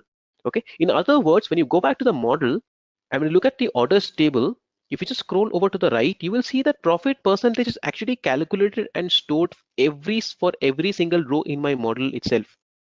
Okay, so whatever column you're looking at the end here, profit percentage is basically a calculated column that has been calculated for every single instance of the row. Okay, and that is stored in my model. So all that I'm doing in the table is I'm aggregating all these values together, which is obviously incorrect, right? So essentially what it means is, if I look at row number, let's say if I look at row number 1 and 2, and if I look at all the 20 rows here, which are all Western, okay, essentially what I'm trying to do is I'm trying to add up all these profit percentage values for West. Okay, it's just like doing a group by region and sum of profit percentage, which is obviously incorrect. Okay, it is obviously incorrect. And if you look at my table, that's exactly what I'm doing. I'm actually doing a sum of profit percentage across all those rows, which is actually incorrect. Okay, so that is the problem, that is the key problem, and that is exactly what you need to fix here. Okay, and even if you try to do a average of profit percentage, you might be wondering that okay, so obviously if I try to do a sum of profit percentage, I'll get a problem. So why don't I just go back here and change this to average? Even by doing this, you will get incorrect output. Okay, you will get incorrect output even if you do this. This is not the right way of building it. Okay, the right way of building this is to actually do it using measures. Okay, and that is exactly what I want to highlight here. And the other thing that you would have observed is, in measures, they are actually not stored in the model. Measures are always calculated ad hoc, dynamically on the fly. Measures are never stored in your model. Okay, your model calculates the value of the calculated column and it stores them on a row by row basis in the model, but it never stores the value of your measures. Measures are always calculated dynamically on the fly. Okay, so if you just look back at this particular example here, you can see these measures are always recalculated. So when I go back and remove that segment, those measures are actually getting recalculated on the fly. Okay, so I'm actually recalculating them on the fly. If I just go back and take something else, let's say instead of region, if I just go back and take a category, it's actually getting recalculated. Okay, so that is an important thing about measures that you should keep in mind. Okay, and that is the other reason why when you build a measure, you can just see that in measures, because they are not calculated on the fly, because they're actually not stored in my model, you have to define the aggregations here. Okay, they are calculated dynamically based on whatever filters you apply, whatever stuff you do, they're always calculated dynamically. Okay, and they are responsive to filters. That is the other important thing. They are responsive to filters. Okay, so for instance, if I go back and put some filters here, let's say I'm looking at category and I can actually further split it by subcategories. Okay, and now if I go back and put some filters, let's say I'll go back to region and I'll put some page level filters here for region. And if I look at for central data, you will see that now they're responding to filters. Okay, they're actually going to be responsive to filters as well, generally. Okay, and they're recalculating every time you're changing anything in your data, they're recalculating based on the aggregations that you've defined. Okay, so a couple of key things that you have to keep in mind when you talk about measures. A is they are not stored in your model. B is they are dynamic. They are always calculated on the fly dynamically as and when you're building your visuals. And C is obviously they're particularly useful for calculating any kind of data which is pertaining to percentages or anything that represents any kind of denominator. Okay, so divisions particularly are a very common use case where you will use measures, because divisions are where calculated columns will fail all the time. Okay, imagine building something like this in your query level. Okay, you cannot do it. You cannot build a visualization like that in query layer. Okay, so for instance, if you try to perform this profit percentage calculation row by row, it will not work. Okay, it will not work. And in these kind of scenarios where you have some kind of percentages, some kind of denominator, some kind of division involved, you should always use measures. Okay, and again, measures should be used for complex calculations. And the other really powerful aspect of measures is that, and as we have mentioned in the slides here, as you can see that here, calculated columns are not compressed and they consume more memory. And the reason why they consume more memory is because, as I said, they're stored in the model. And this is where again measures win out. Okay, measures win because measures are actually, they're not stored anywhere. Okay, it's more dynamic, they're not stored anywhere, they take less storage. And but the obvious disadvantage of a measure is that because they're not stored anywhere, because they're dynamic, because they're calculated ad hoc on the fly, they probably put more strain on the resources, right? So it'll probably take more time to evaluate. So as of today, the differences are hardly, you'll hardly feel it. It's almost negligible because of some of the performance improvements that have taken place, but generally they'll give roughly the same performance. But still, measures do take a little lesser time comparatively because, as I said, just put more resources. And as you can see, the last point that you mentioned is they can also reduce processing and refresh performance if applied on large fact tables and can make a model more difficult to maintain or support. Okay, given that the calculated column is not present in the source system, that is another important point you should keep in mind. Power Pivot, I think we have spent a lot of time already on Power Pivot, discussing the components at a very high level already. But when you're asked a question on what is Power Pivot, it's very important to link it with DAX. So again, it is a discussion on one of the components of Power BI. So I think it will be really appreciated if all of you could just spend a minute to go over what is Power BI, talk about the self-service aspect, talk a little bit about some of the components of Power BI, and then come to talk about Power Pivot, at the fact that it's the modeling layer, the fact that you have that X velocity in memory column database that you're maintaining, and essentially that's the layer that you actually build DAX, calculate columns and DAX measures in Power BI. Okay, so mention those pieces along with that. Another thing that I wanted to mention is the data model. Quickly, data model obviously is the model that you're building after you're performing the query editing and all that stuff. The place where you're loading all your stuff into is what we call data model. And data model consists of tables, and obviously tables are consisting of columns and rows, and essentially you have relationships. Okay, these are the key aspects of a data model. And just to briefly explain this whole piece to you, and what I'll do here is I will be connecting to my Excel once again, and I'll just be bringing in one more table. So what I'll be doing here is I'll be quickly going ahead and connecting to my Excel and bringing in one more table called returns, just to demonstrate to you guys what is a relationship and how to quickly build a relationship. And you can see it's the same process, and the only difference is that I'm going to bring in these two tables, people and returns, together. Okay, I'm just going to directly load them. You can see processing queries, and I've loaded the data into my model right now. It is loading my data. So this is a step where I'm loading my data, creating connection, loading data to model. You can see these steps. And I have to make a small change. Actually, I go to edit queries, and my data is actually not in the right shape. So I need to go back to returns, and there's a quick thing I'll change here. Let's go back and make this first row as headers. You can see headers are not in the first row. Very simple ETL operation I'm going to perform. Go back to people and convert that to first row as headers. I'm not really using bonds, so I'll just go back and remove bonds. So I'll just delete that bonds and close and apply this. Okay, so what I have as the end result is I have 3 tables. Remember, in query editor, they're called queries, but the moment you load that into the model, that is Power Pivot, we call them tables. Okay, so everything is a table now. And if you go back to the tables tab, you will see the three tables that are present here, obviously, orders, people, and returns. And if you go to the relationships tab, you can actually see the relationships. Okay, so Power BI will do a pretty decent job in automatically creating relationships based on column names.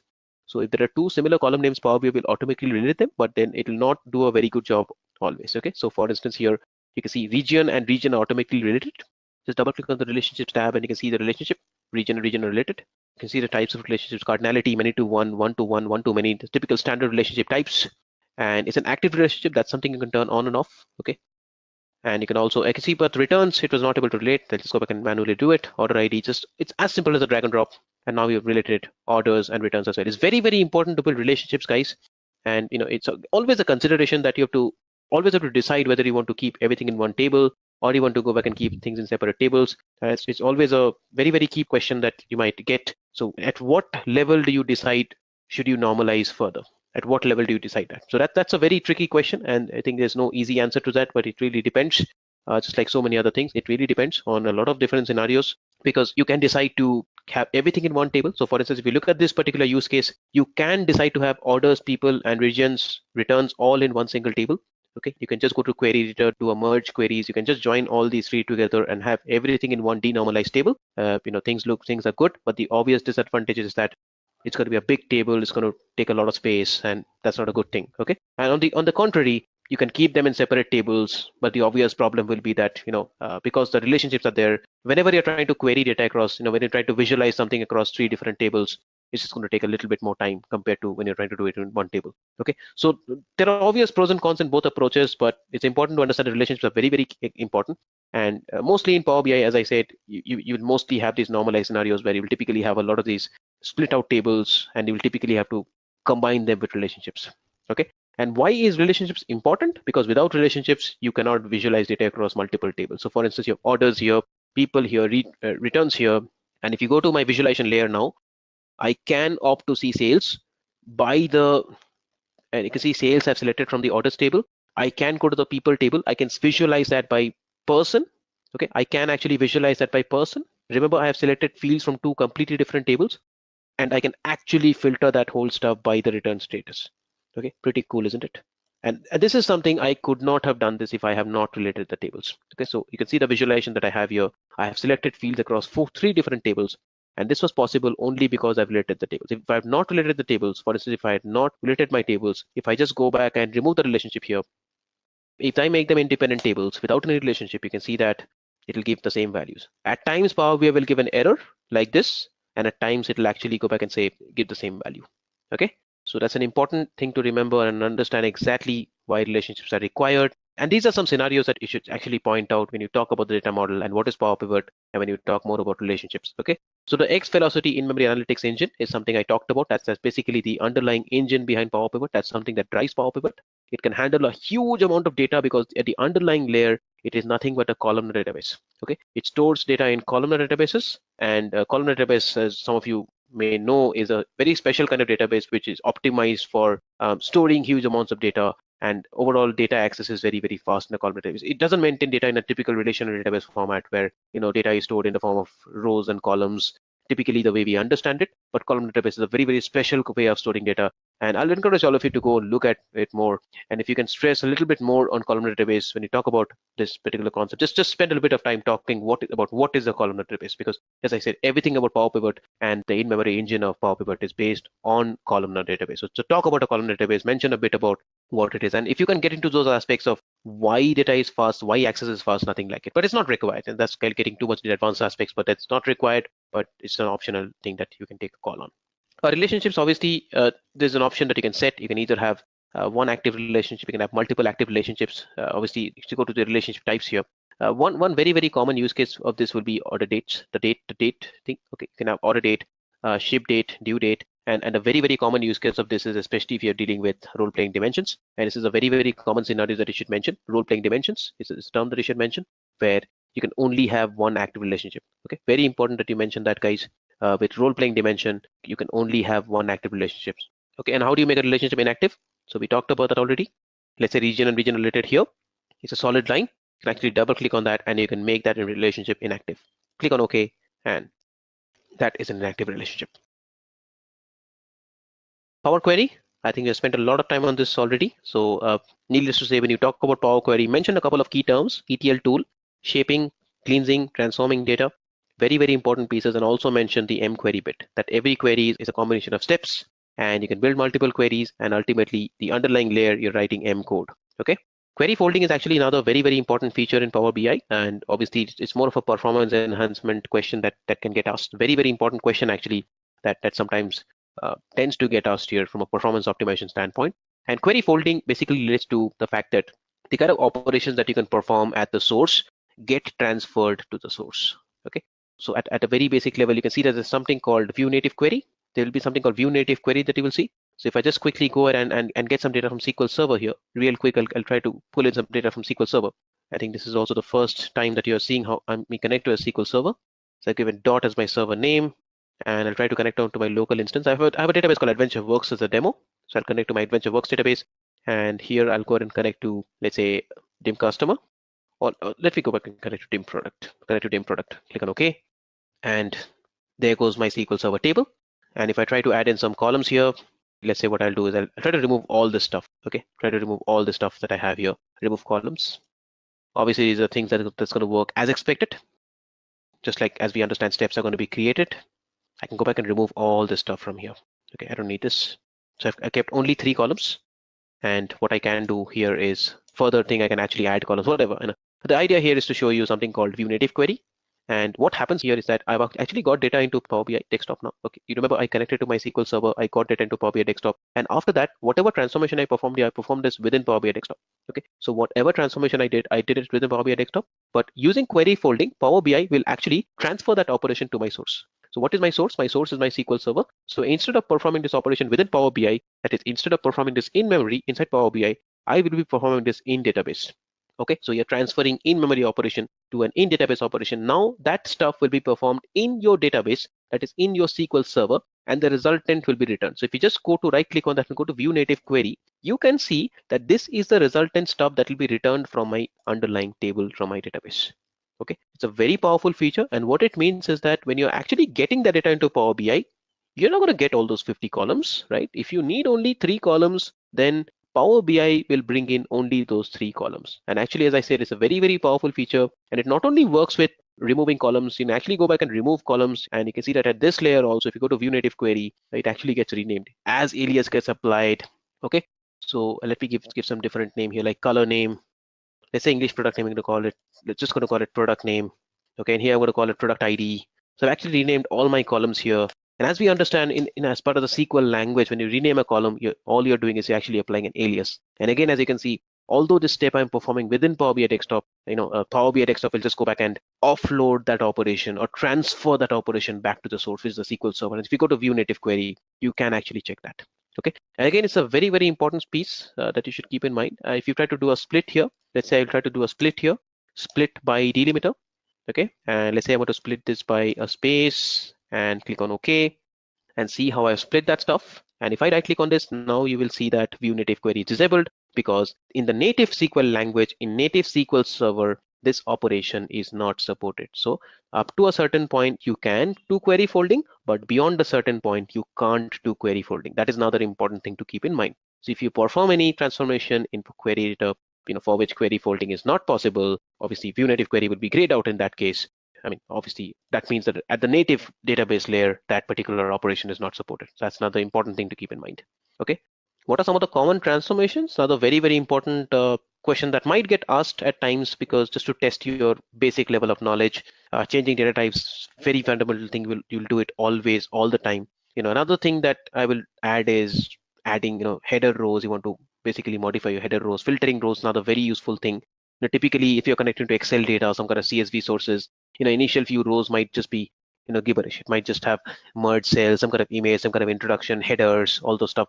And you'll always want to filter out rows initially. Columns, such an important thing. You don't want to see all those columns, right? If you have 50 columns, you don't really care about. Just take out 3 or 4 columns out of it. Very important option. Grouping, aggregations, again, very important. Splitting, another very common kind of transformation that you might want to use. Okay, some delimiter or some characters based on which you want to split the columns out, subset something out. So very, very important option over adding new columns. Needless to say, it's something that you do all the time, right? Can SQL and Power Query be used together? I think I just answered this question in this example here. Answer is absolutely yes, you can. And the best part is you don't have to, obviously you can do it in the graphical user interface, or you can directly go ahead and type out your query.